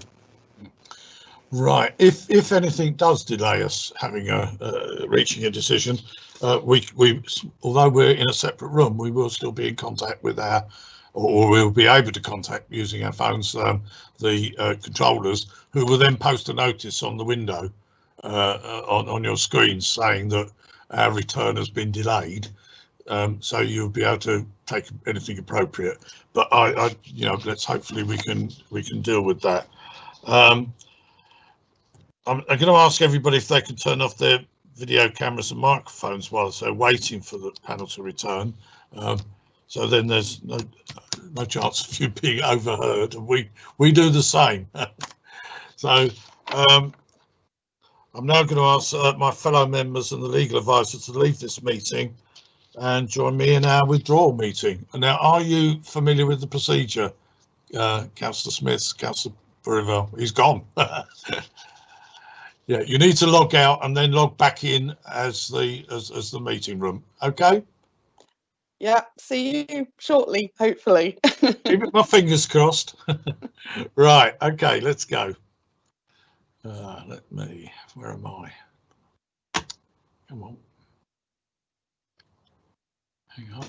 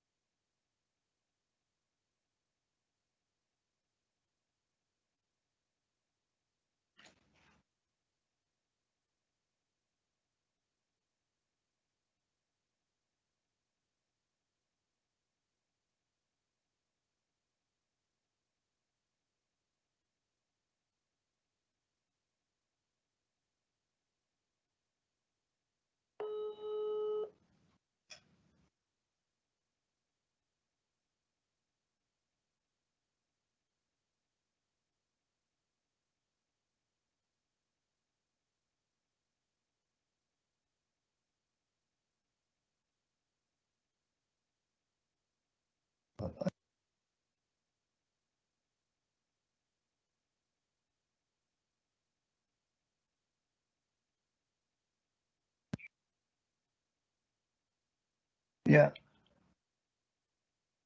Yeah. Okay.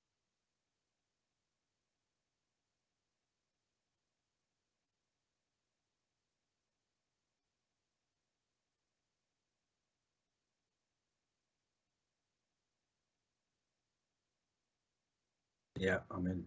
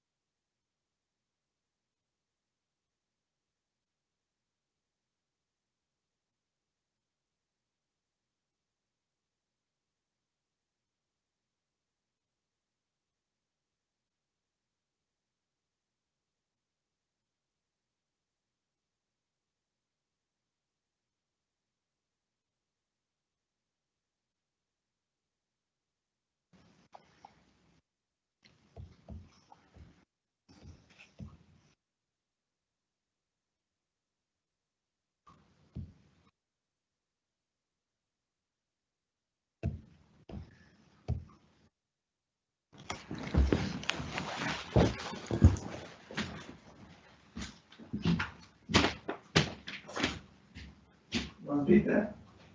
With me? If anyone has time.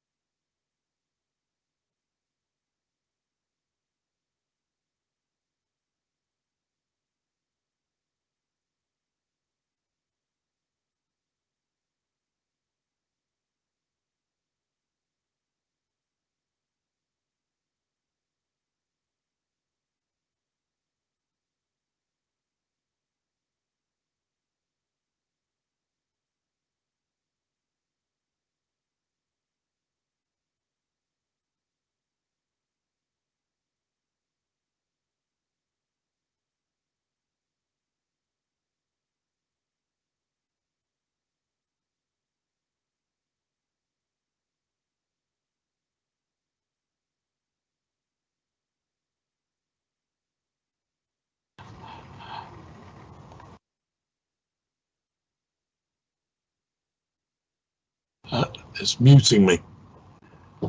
So we've lost Surinder again.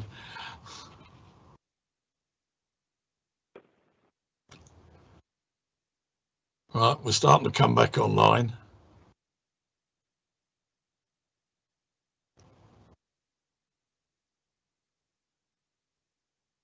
It's all right, we've lost our colleague again. I think the computer doesn't. Right. We'll all look at the cat, who's the star of the meeting now. Yeah, he's been very well. He slept through the whole thing, so Gorgeous. he's been very good. He's had 2 hearings today, so he's actually not interrupted either of them. He's been very good. Mine's blurred out, but he's just sat behind me here. Well, he's been flat What out. I was going to say when you said he's had 2, and I thought, oh, you haven't just picked him up from the vets. Oh no. Right, come on, Surinder, where are you?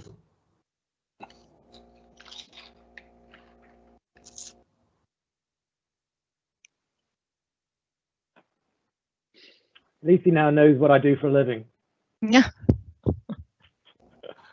Is he a stand-in just in case? Has Councillor Puraval done that thing again where he comes out of one meeting and loses the other one? Yeah. I'll give him a call again. I'll drop out of this one and phone him. I did explain to him what he needed to do and what the ID number was, but yeah, no, I'll do that. It worked last time. It should work to get him back in. yeah.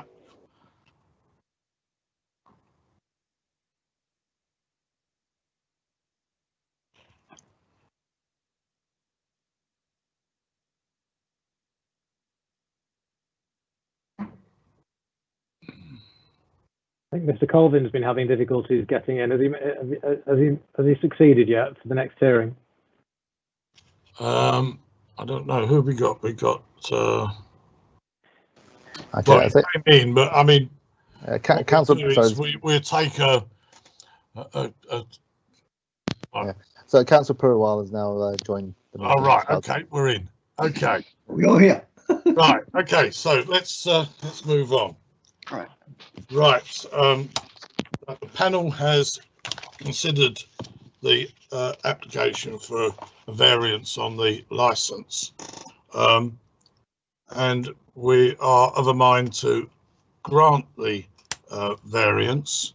There are some small areas of concern which I think that I'm not going to ask them to be added to the licence, but I think we should mention them, and that is, I mean, we heard about the smell of marijuana being smoked coming from the forecourt. I'm not worried about whether it's marijuana or not, but I mean, anybody smoking on a forecourt is not something I would have thought that would have been in any way encouraged.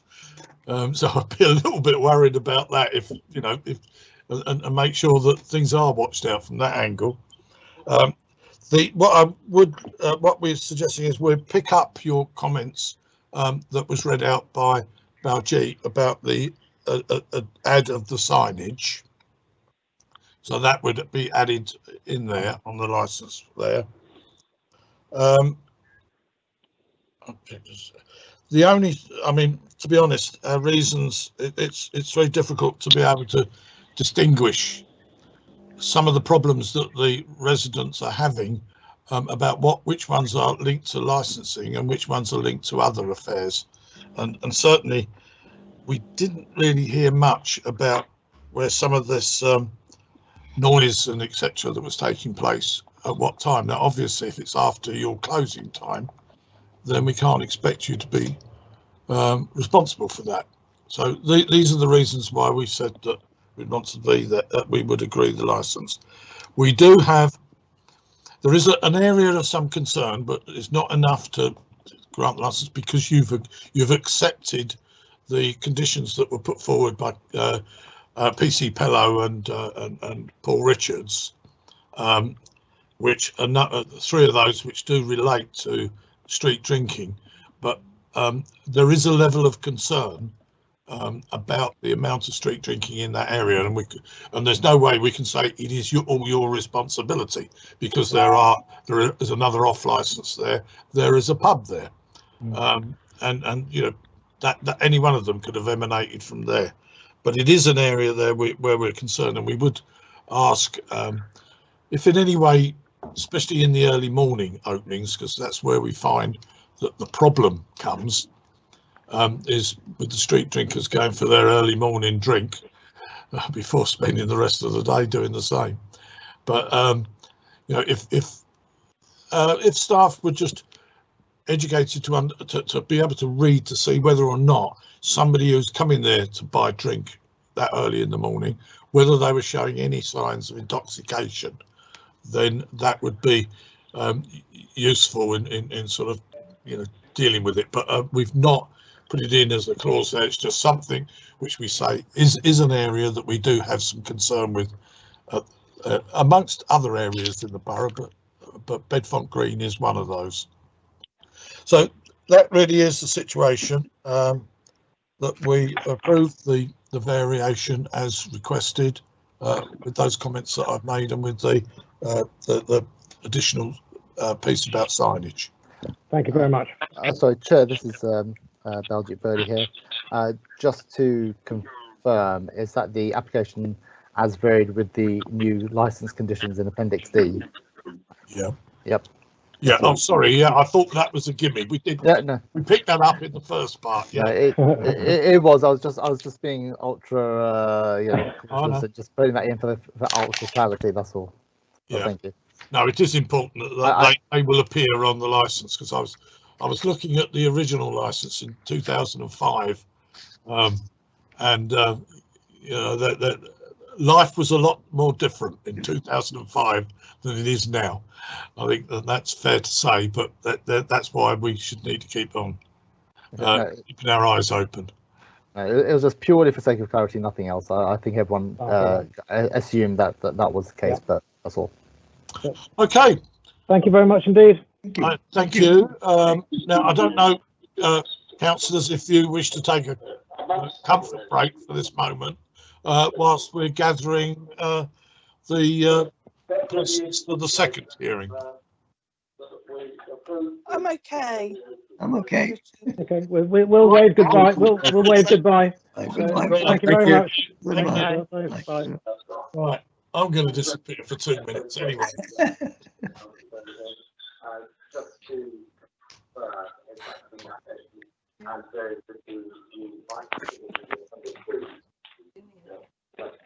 Yeah, oh, sorry. Yeah, I thought that would be Or just the two of us? Just it. Hello? Oh, I'm not muted. Councillor Barrow, just to remind you, this is still live and being broadcast to the public, so you might want to mute or turn your camera off. But I wouldn't leave the meeting, but at the very least, if you turn the camera off, because everything is still being broadcast. All right. Okay.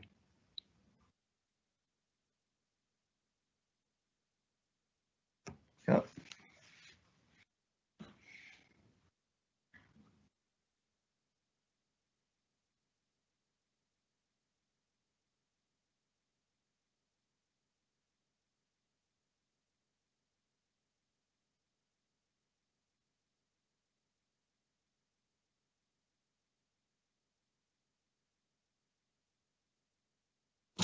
Just trying to go. Yeah.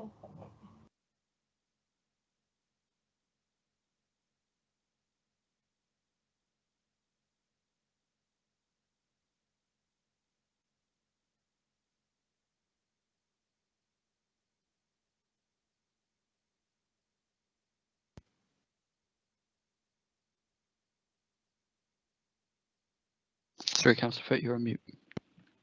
Okay, I'll just mute. Oh, you got to press it again. Sorry. Sorry, Chair, you're still on mute.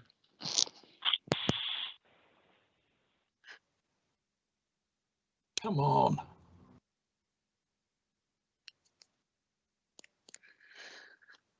It won't stick to it. Right, okay, that seems to be all right. I was saying I didn't say anything untoward when I left here, did I? Because I forgot to mute the camera. I muted you just when you got up. just before we start the next application, there's quite a few phone numbers in here already. The phone number ending in they've disappeared.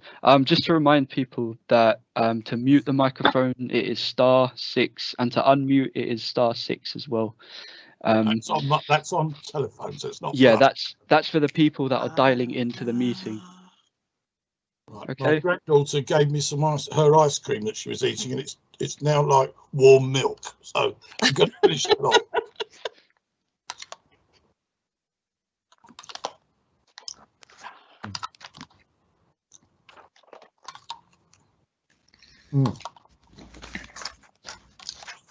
Right, that's better. Right, this is a new face. Good afternoon, everybody. Right, whom are we talking to? I'm Richard Bradley. I'm the solicitor working with the applicant for the next hearing. Hopefully, Philip Colvin will actually be presenting the case and should be calling in. He's had a few difficulties with the Microsoft Teams, I believe. Is he using a telephone to call in, or is he? Yes, should be. Yes. I am connected. Thank you, sir. I'm afraid all the king's horses couldn't get me on video, but it's not a pretty sight anyway, so I'll do my best. Hello, Mr. Colvin. It's Bill the clerk here, and to Mr. Bradley as well. 1,000 apologies for this. I've absolutely no idea what's gone wrong. You were sent the same link as everybody else. You're definitely down as presenter, as you should be.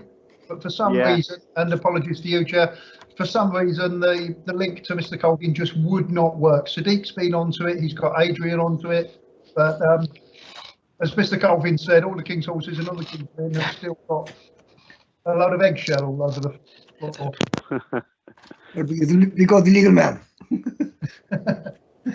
Right. So, who are we waiting for? Anyone else?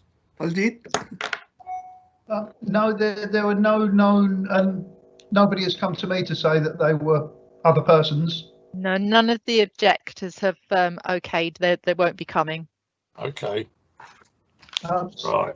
So, Mr. Bradley, were you expecting anyone else apart from Mr. Colvin? You've got your microphone on mute, I'm afraid. So easily done.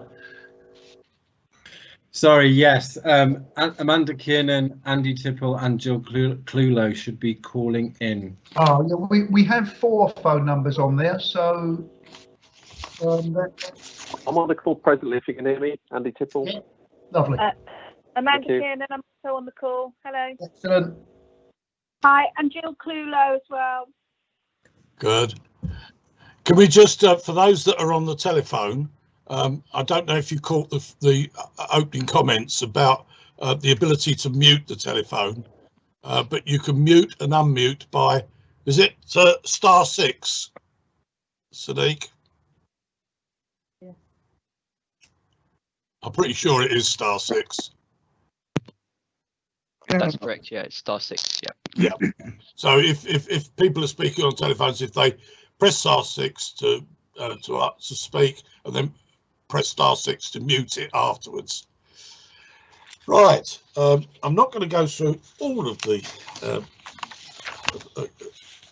pre-notes, but I think that what I will do, I'll read the process for the application, and this is not a frequent event for us to be listening to gambling. Sorry. No,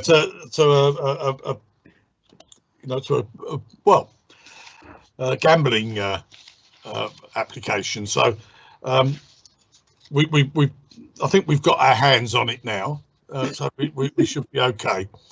But we've got legal officer sitting by the side of us, almost theoretically anyway, who will tell us if we're going astray. Can I say, right, okay,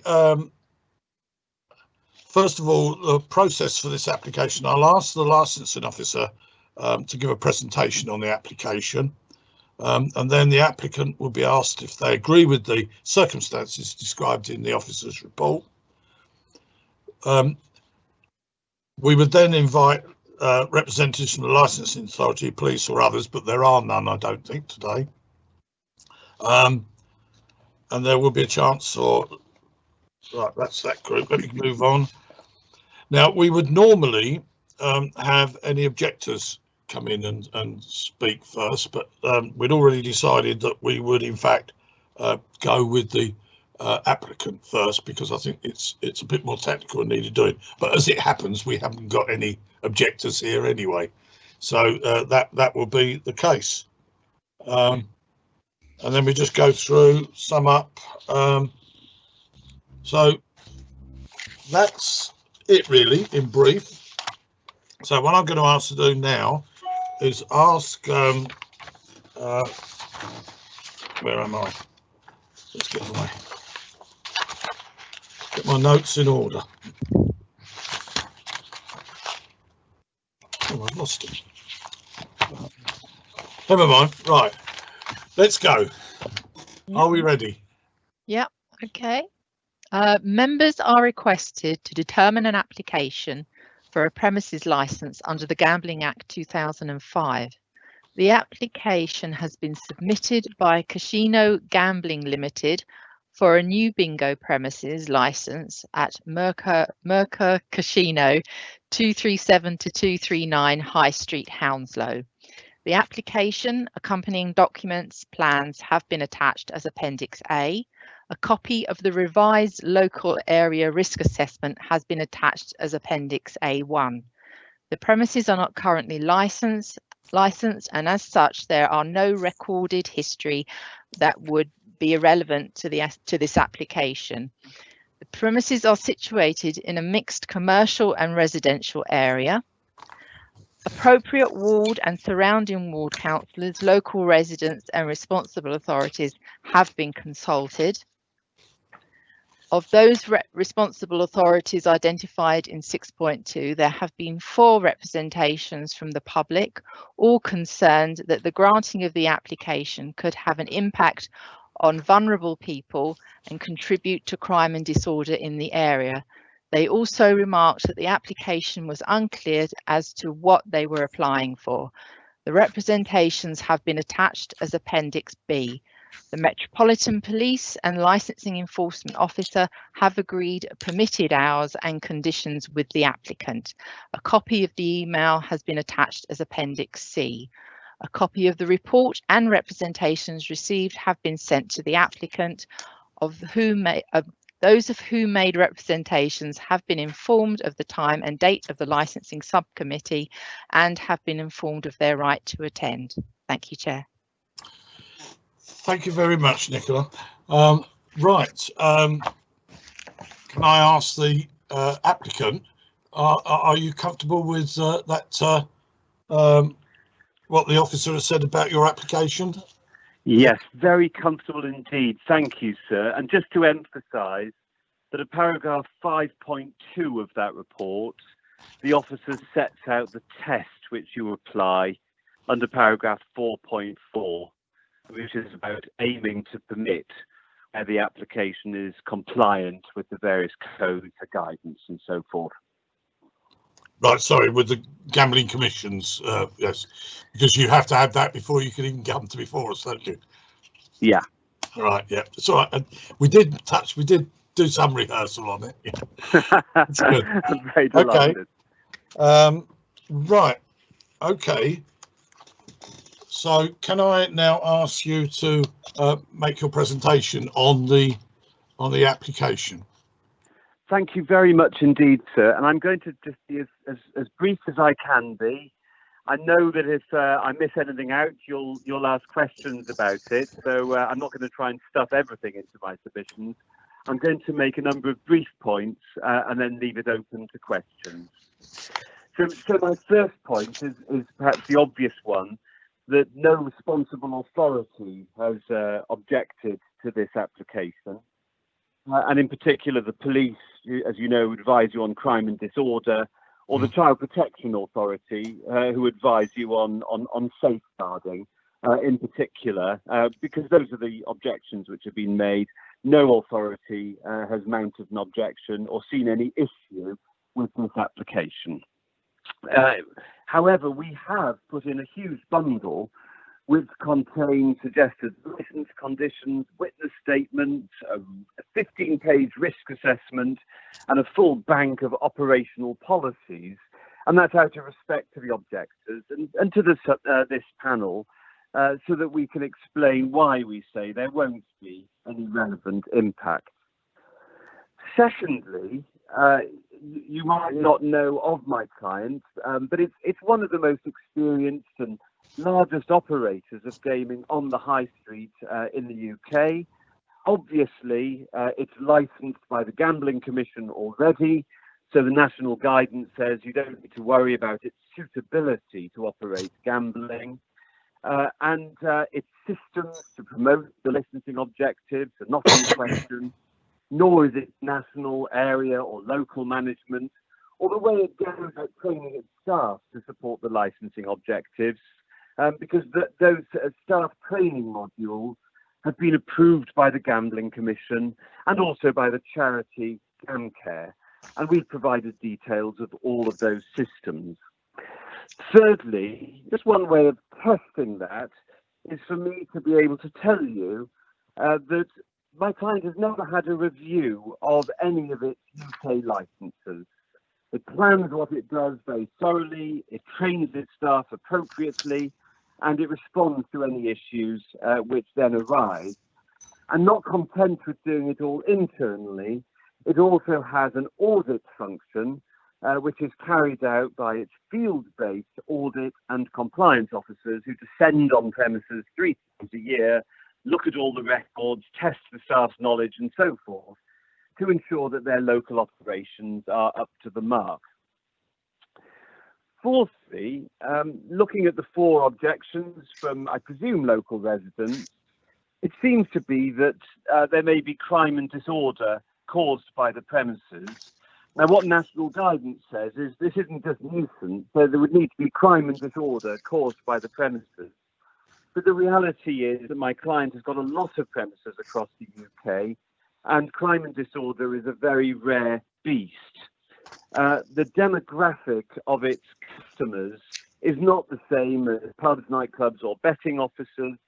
It's a slightly older demographic. It's about 50% female, 50% male. The surroundings are comfortable, they're carpeted, there's free tea and coffee, there's snacks given out.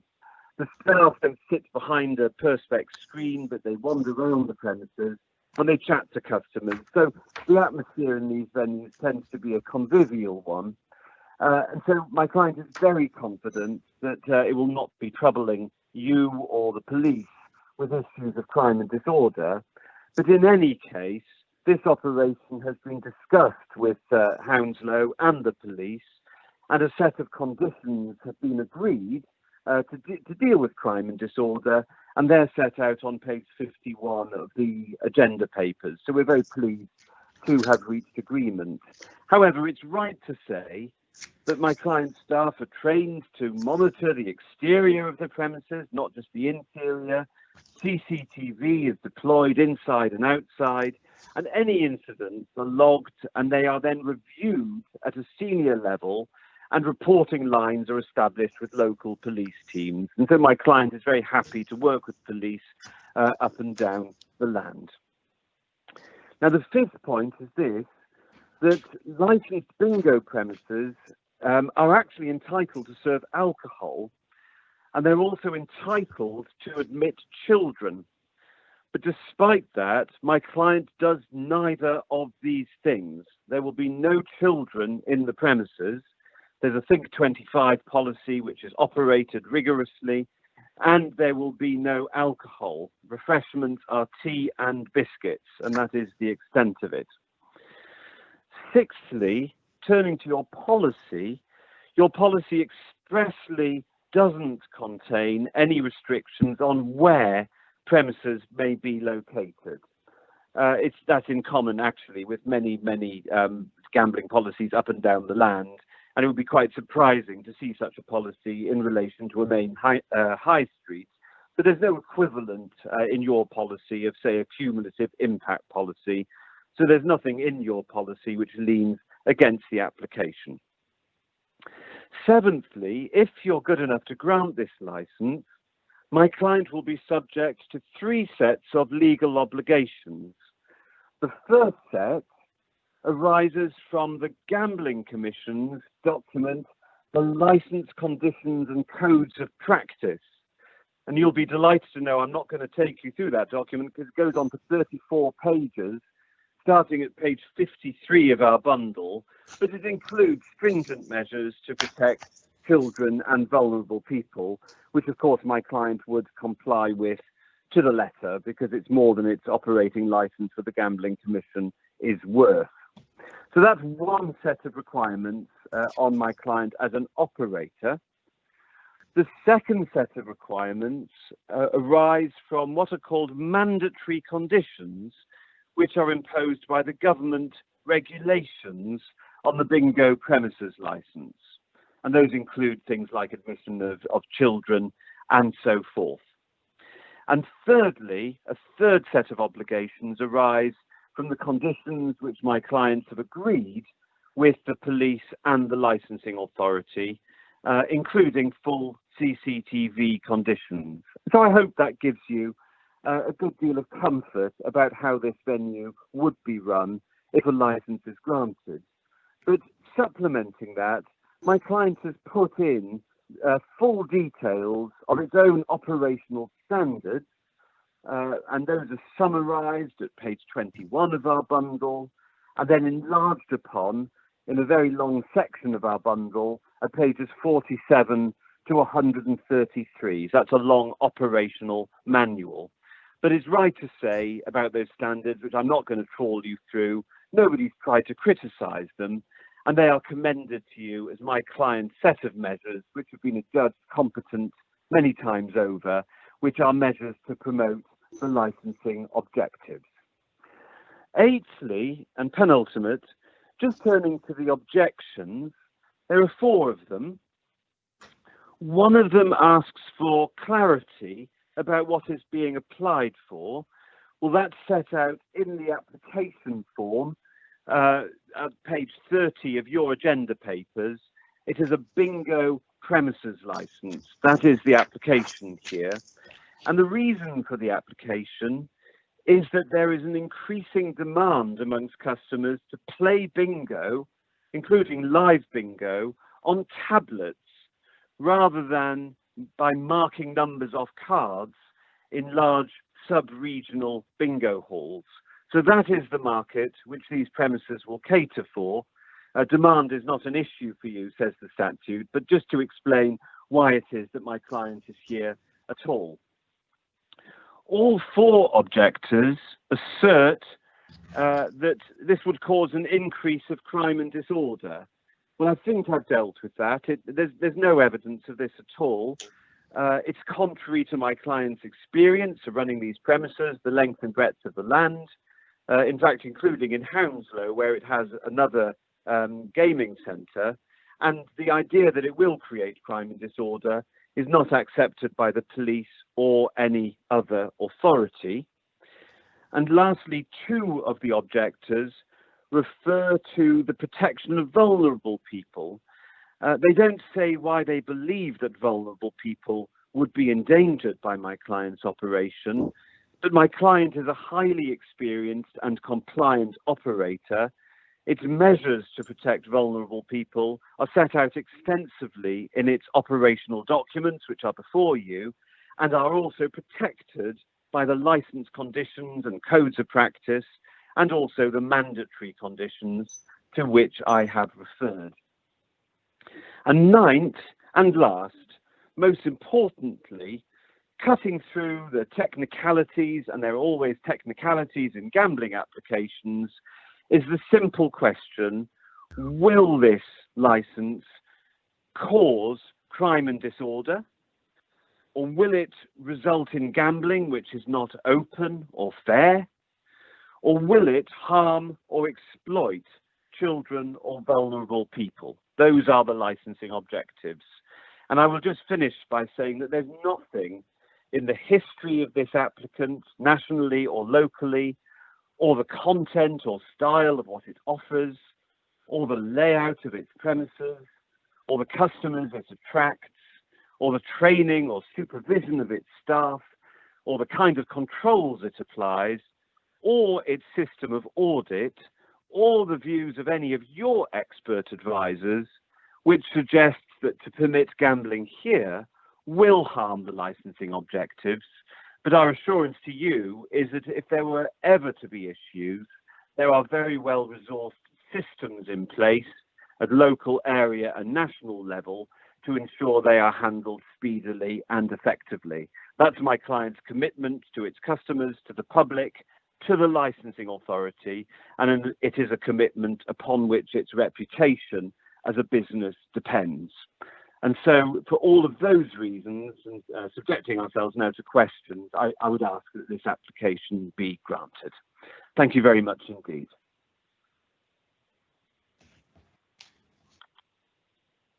Get my microphone up. Yes. All right. Any questions? I'll go first with you, Karen. Okay, Karen Smith. Hello. Hi. Yeah, they're not big questions. I've just got some little questions, just trying to understand it a bit. Be careful. Obviously with bingo places, and I know the company has.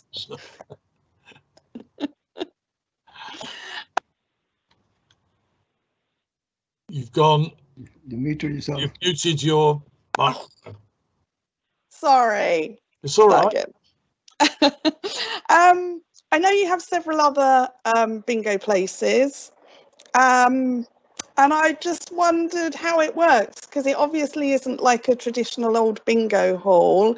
What sort of clientele you get, you know, and just a better understanding of what happens. I've got a couple of other little questions if you want me to give all of them now so you can answer them. I noticed the police mentioned a smoking area. I'm sort of assuming there isn't a smoking area. And there's a mention of 12 incidents at your other premises in the High Street. I just wondered what sort of incidents there were, to get an idea of what the problem is. And I'd just like to mention this is an area where people gather to drink in the evenings, and so you don't think they would be attracted to this establishment, is that what you're saying? And do you have sort of processes, policies to deter them if they do become interested? Yeah. Okay. Yeah. Can I let me take those? Can I just take those questions in turn? So the first is about exactly how things happen in these kinds of premises. And I don't know, Councillor, how far back you go. My first job was actually in a large flat floor bingo establishment up in Newcastle, and I called the numbers, and people actually sat there with their paper cards and marked off the numbers. And what's now tending to happen is that people don't want to do that, so that even in the large establishments, a lot of the bingo is being played simultaneously on tablets. So people just enjoy the experience of having a tablet in their hand and playing it in that way. And the implication of that is that people don't have to travel across borders into other boroughs or other places in order to access a bingo game, which might return them a significant amount of money because of the number of players. They can just access it on a tablet. So that led to the idea that my client doesn't need to ask them to do that. They can set up smaller units on the high street where people can come, they can pick up a tablet, they can sit down, and they can play bingo on a tablet. So it's exactly the same game, played in exactly the same way, but it's played in a high street bingo establishment rather than in a sort of much larger establishment which may have a few hundred people in it simultaneously. The effect of that is that the numbers of people who are in the premises at once is actually very small. For the vast majority of the time, it's a single-digit number. So my client doesn't have issues of control of 50 or 60 or 90 people. 6, 7, 8 people might be the order of the day. So it's quite a calm premises. There's never disorder. You don't get a crush of people trying to do something. For example, in a betting office, you might get them all queuing up to place a bet just before the dogs are off or something like that. But it also means that people come in, they play their bingo, or they may have a flutter on the machines, and then they leave. So unlike a pub, they haven't left their pint inside and they're standing outside having a social cigarette. So you wouldn't get people standing outside these establishments in any kind of numbers at all, having a cigarette. Similarly, often you'll know this, people might be standing outside a betting office having a fag, waiting for the next horse race or the dog race or whatever it may be. So you do get some problems of people sort of loitering outside the establishments.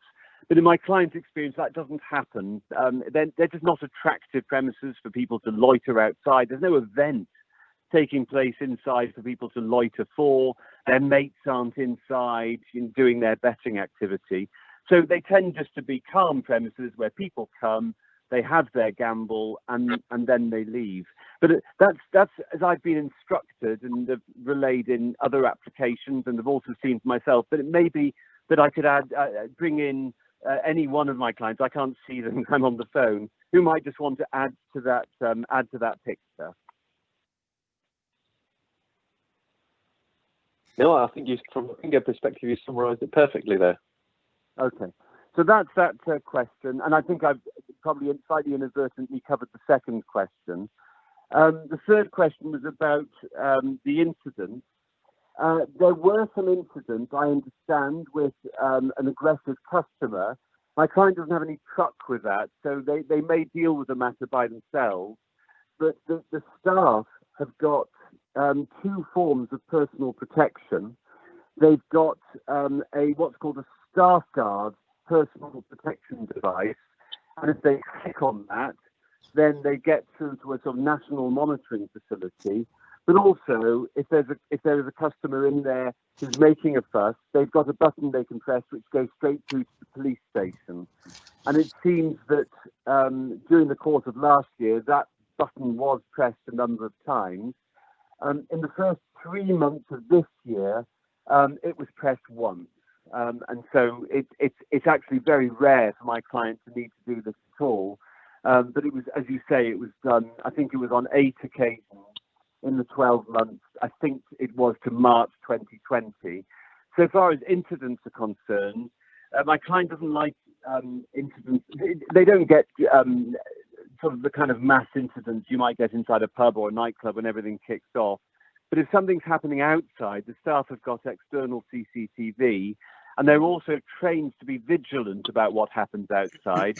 So if they simply see something happening outside, which they think that merits a police call, then they will make a police call. But my instructions are that these were not incidents which involved a number of customers sort of kicking off in the premises. That's not the sort of thing which happened. Right. Okay, Karen. Surinder, do you have any questions? Thank you. My name is Councillor Sundar Puriwal. I represent the Helston Central Ward. The question I have that if a person or persons who are under the influence of drink or drugs wants to push in, wants to come in, what is your policy on it, and how would you deal with it? So people are not entitled to come in under the influence of alcohol or drugs. My client is very clear and serious about that for all sorts of reasons. The one is because it's not the ambience it wants. The second is it raises a personal protection issue for staff and other customers. The third is it's against the law. And the fourth is if somebody's under the influence of alcohol or drugs, they are not able to make sensible decisions about their own gambling activity. So they would be asked to leave. If they were not to leave, then the staff would immediately summon assistance. So it's just not something which my client would ever tolerate in its premises. Have you have any incidents of this nature, and how many? Well, it's difficult to talk about the whole estate. Maybe I could ask one of the either the compliance auditor or the head of compliance to talk about this, who's got experience within venues, how often it is that somebody tries to come in under the influence of alcohol or drugs. Can I leave that to either maybe Amanda or Jill? Yeah, do you want me to answer, Jill? Yeah, Yes, go on, Jill. please. So Jill is the senior auditor for the company. Okay, and I've also been involved in operations for about 20 years. I'm just looking at the log of incidents of our other venue in Hounslow. Not one of them is relating to a customer trying to come in under the influence of drugs or alcohol. From my experience, I would say that doesn't really happen. You know, people aren't particularly interested at that point, and we have the means of calling the police that should anything happen. But of all the incidents that happened in the Hounslow venue down the road, none of them were relating to a customer who was trying to come in under those influences. Okay. Okay. Thank you. As you know, the Hounslow High Street is a very busy high street. There are a lot of people there because safety is our concern as well. That's the reason I asked that question. Thank you. I also, it's just to add, I spoke to the area manager for the other venue and the manager of the other venue, who said they really, even though the high street is very busy and they accepted that it's not the same environment within our venue. It's quite different than what you would maybe see on the street. Thank you. Right. Okay then, Surinder. Yeah. Thank you. Thank you. Right. Okay. Yeah, cutting short the introduction, I forgot to introduce ourselves, but we saw the first introduction. So thank you. All right. Anyway, yes, I'm Councillor Foot. I'm chairman of the licensing committee, and I'm elected official for Hamworth Ward. Can I just ask a few questions? I'm looking at the drawings, which sort of puzzled me a bit because I'm trying to. I see there's two sort of drawings of a plan, but they quite seem to match up, and I'm not quite sure. We're talking about what, 2 floors here? No, it's 1 floor. I mean, one trading floor. Anyway, I can't immediately see. Is there an upstairs? But whatever it is, it's not. We're not seeking a license for it. No. So are you looking at page 35 of the bundle? Yeah. Of the agenda papers. Yeah. Yeah, I can see. Sorry, I'm now looking at page 36. Yeah. And I can see that on the first floor there's a communal flat roof area as it's described, and then there's a cash office and a staff room, but all the license to customer activity takes place on the ground floor. Right. So is that, I mean, those stairs that are sort of between the communal flat roof and the cash office, is that, where does that go down to? Does that go down to the ground floor, or does it go outside the building? I'm looking at it. Someone else might know more than I do, but the arrow says to rear external staircase. Yeah, that's what's puzzling me because it's a bit difficult. But anyway, don't worry, it's nothing major. I can't. No, it's important. I can't. I'm just looking at the ground floor plan, and I can't see any way that, you know, sort of customers would get in any place other than where they're supposed to, which is the front door on the left-hand side of the plan. So they wouldn't really be getting up to the first floor anyway. Oh, no, definitely not.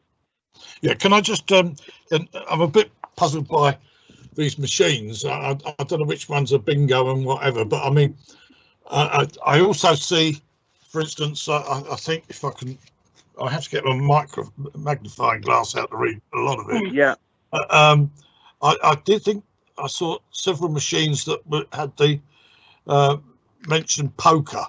And that doesn't sound like bingo, but I mean, is it what it says it is, or is it something? Okay, so let me help out on that. this is, firstly, it's just an illustrative plan. It's not exactly how it's going to be, but the general layout with the machines broadly set around the walls of the venue is how it's going to be. The terminals that you can see, we call them terminals, the fruit machines to you and me. None of those are for playing bingo on. The bingo would be played on iPads or tablets, which are effectively kept behind the counter and are sort of loaned to customers so that they can play bingo on. And there's various different sorts of fruit machine of different categories under the Gambling Act. And I can certainly see one, as you can, which says poker something on it. And the person who's going to tell you what that is exactly and why it's a gaming machine and not just a machine for playing poker is Andy Tipple, because he's the head of product, so he'll be able to explain what that means. I certainly can. That's just a Project Coin Cat C machine. Game on it is actually a card game, but it runs within the remit of what is a Category C machine, so a pound stake, £100 jackpot. So what's a Category C machine you'll have? Okay. I'm not. So I can help you out on that. So there's lots of different categories of machines under the Gambling Act, and different sorts of premises are allowed to provide different sorts of machines. The highest stake and prize machine, which a bingo club or bingo premises can provide, is called sorry to bore you with this, it's called a Category B3 machine. And you can stake up to £2 on that machine, and you can win up to £500. And you're allowed a certain number of those in a venue. What Mr. Tipple is describing to you is the next category down, which is a Category C machine, which is a £1 stake and a £100 prize. And it's a machine which is classified by the Gambling Commission in accordance with all of its technical standards and so forth as an actual gaming machine. You're not playing poker like a poker game for cards with a dealer or anything like that. Yeah. So what it's not is the machines that were in a lot of the betting shops. No. With, a very high stake. Yes, those are a different sort of machine called fixed odds betting terminals, and you can't provide those in bingo premises. Right. That really does relieve me a bit, because I was getting a bit worried about what the levels of stake were more than anything else. But so if somebody's playing bingo, is there? I presume there's somewhere where they can sit down with their tablet. Is there? Well, there is seating. You can see seating throughout the premises in different places. The seats shown aren't fixed seats; they're movable seats. So yes, people will be able to take a seat and sit down in the premises. Okay, and as you said, you're not expecting 200 or 300 people coming through in a rush. Absolutely not, and not in any event, but particularly in this COVID era, because my client has to maintain social distancing in the premises. Yeah. So if there's somebody on the machine, you can't have anybody on the next machine over. So, but the numbers I gave you, the single-digit numbers, that's really what my client gets during the course of the day.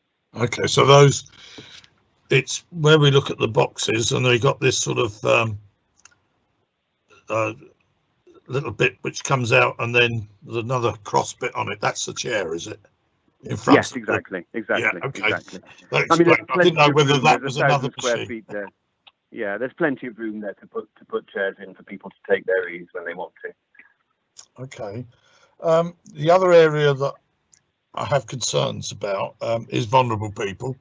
And by vulnerable, I mean those that perhaps are not able to identify any risk that they might be getting into, and any, in ways of gambling. I mean, I seem to remember seeing somewhere in your mass of correspondence here that that the staff are trained to recognise vulnerable people in that sense. Does this happen on very often, or is it something that you're confident that your staff are able to deal with? Yeah. Can I just start at the beginning?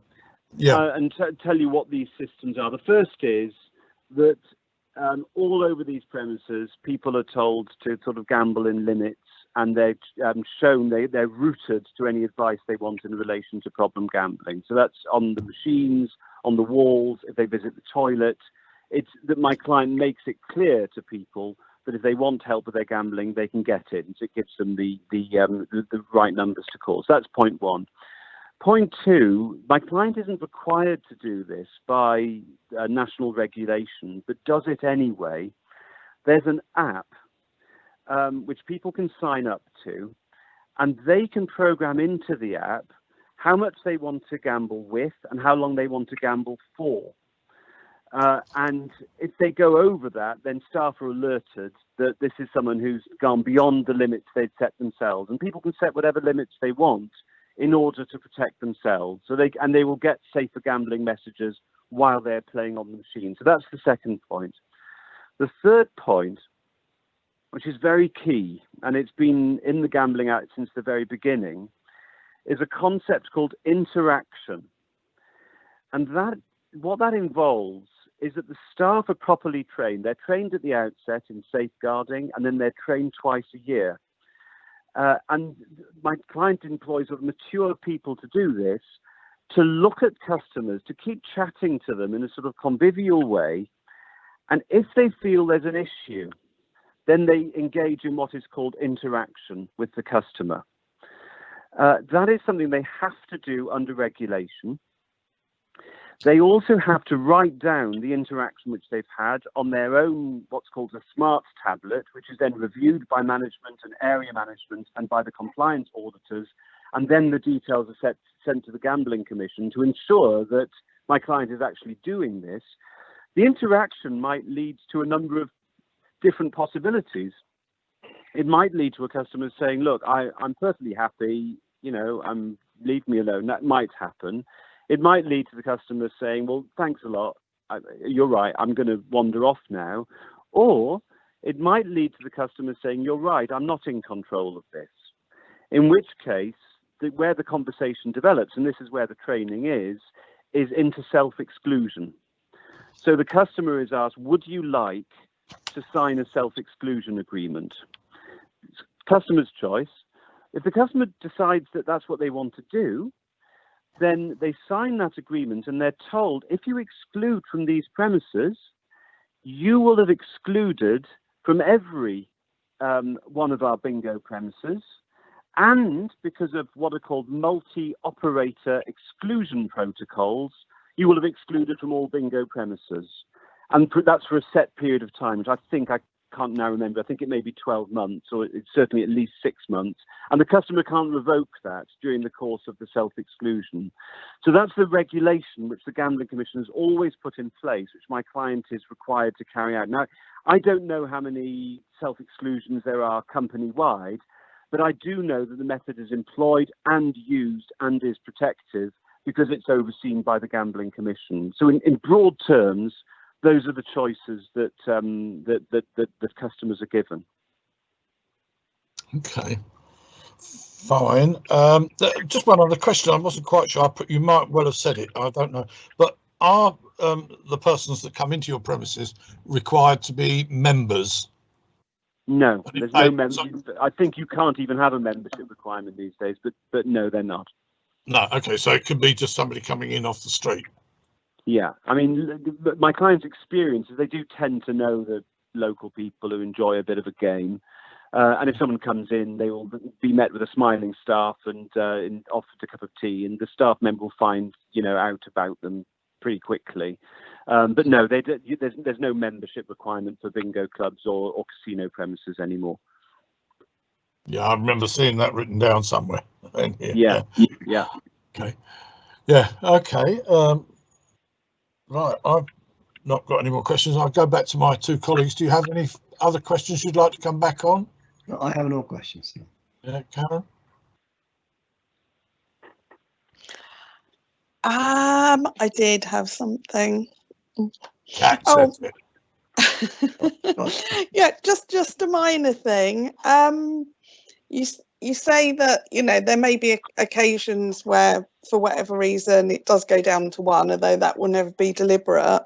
So if that happened after 12, I'm assuming, would you close the premises? Sorry, Councillor, I just missed the first part of the question. You said if that happened after 12, would we close the premises? Sorry, oh, I see. If it went down to one staff member, yes. you mean? Ah, yes. The condition is if trading past midnight, there will always be 2 members of staff on duty. So if at 1 minute past 12, somebody didn't feel well and needs to go home or whatever, or didn't turn up for their shift, yes, the door must close. Okay, thank you. Right. I think we've gone through everything. No other questions. So, right. So I have bags of notes, and then that only really relate to very large meetings, and I'm skipping through most of them. I call upon Baljeet now to have any comments he wishes to make, etc., about what our situation is and what our requirements and or abilities are. Are you there, Baljeet? I am just switching on the camera. So just to, I think there might have been a bit of a misunderstanding. So just to, for my own sake, just to make sure that was okay. I believe Councillor Smith, were you asking that if it's after midnight and there's one staff member that the entire premises would close, or just the front door would be closed? Because I think in the condition it seems to say that if there's no pre-planned single staffing until closing, and that should there be a single staff, then the magnetic door on the door would be closed, but the premises would still be open and available for people to come in. It would be, there would be a magnetic lock, or the premises itself would be closed. Okay, so I think that probably what's happened, I'm looking at these conditions and think it probably came out of a sort of iterative conversation. Mm-hmm. The condition 8 is no pre-planned single staffing at the premises from 8 until closing. Mm-hmm. If the premises are single staffed after this time, the magnetic door locking system must be in constant use. Then in addition, if at condition 10, if trading past midnight, there will always be 2 members of staff on duty. And so if a licensing officer walked in at 1 minute past midnight and there was only 1 member of staff on duty, my client would have committed a serious breach of the license condition and the criminal law. So I'm absolutely certain that there have to be 2 members of staff after midnight, and if there aren't, then my client must close completely. Thank you very much for confirming that. I just wanted to make sure that we were all on the same page about that, just in case it may have been my own misunderstanding of that conversation. So thank you very much. What will happen now is I'll invite the chair to adjourn this meeting so that the panel may go off and have their deliberations over this application, and either come back to deliver its decision or to say that they'll be giving it within 5 working days. The options that they will have are to grant the application in full and on the terms and conditions contained within the application, to grant the application on terms and conditions applied for modified to such an extent as considered necessary to satisfy any relevant representations and promote the licensing objectives, to exclude from the premises license any default conditions that be imposed under section 168 of the Gambling Act 2005, or to reject the application in whole or part. So those are the decisions that the panel will have. I don't know how long the panel would like to adjourn or that they believe they need to adjourn the meeting for. If it's, I normally suggest 15 minutes. I've got 17:58 on my computer clock. So if I'll wait for the chair to confirm how long they wish to adjourn for and what time they wish to resume. Well, I think if we aim to be back by 6:15, then if there is a problem, then we will contact our technical people, who will put a notice up on the screen and talk to those that are on telephones. So, but I would anticipate that we should be able to deal with this by 15:15. So if I say to my colleagues, if we can now adjourn to our mythical room and go from there, okay? Yeah. And then we'll be back. Right. Cheers. Are you all right, Surinder? Yes, I'm fine, thank you. Good.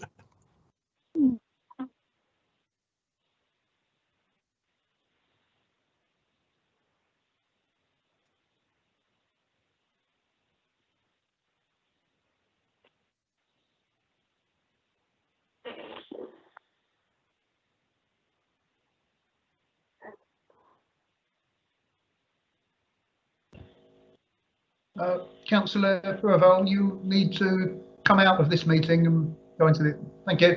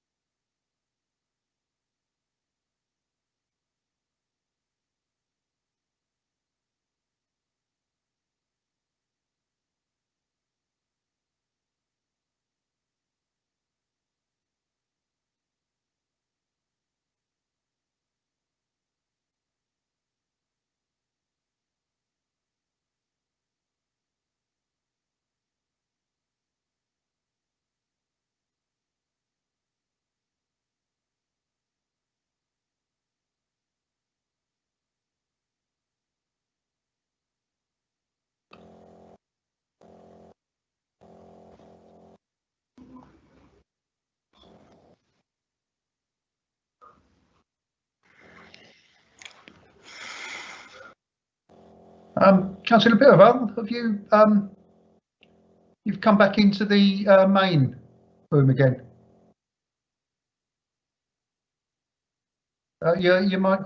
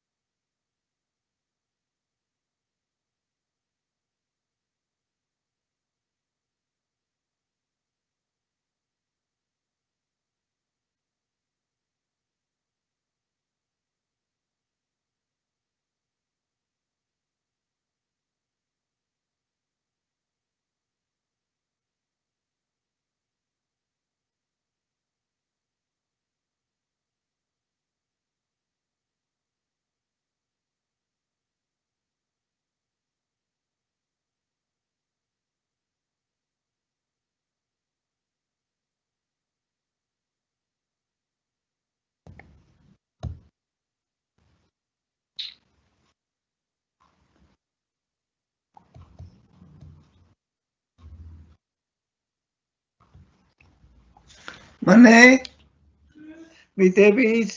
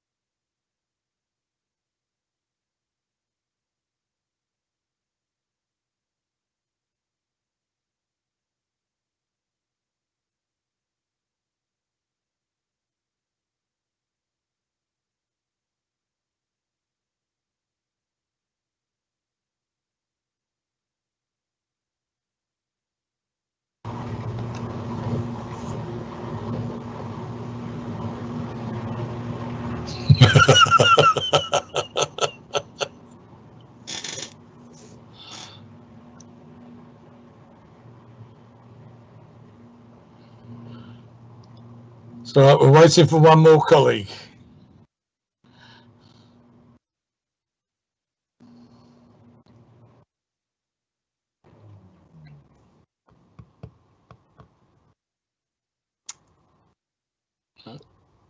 Where's Belgique gone? He's gone.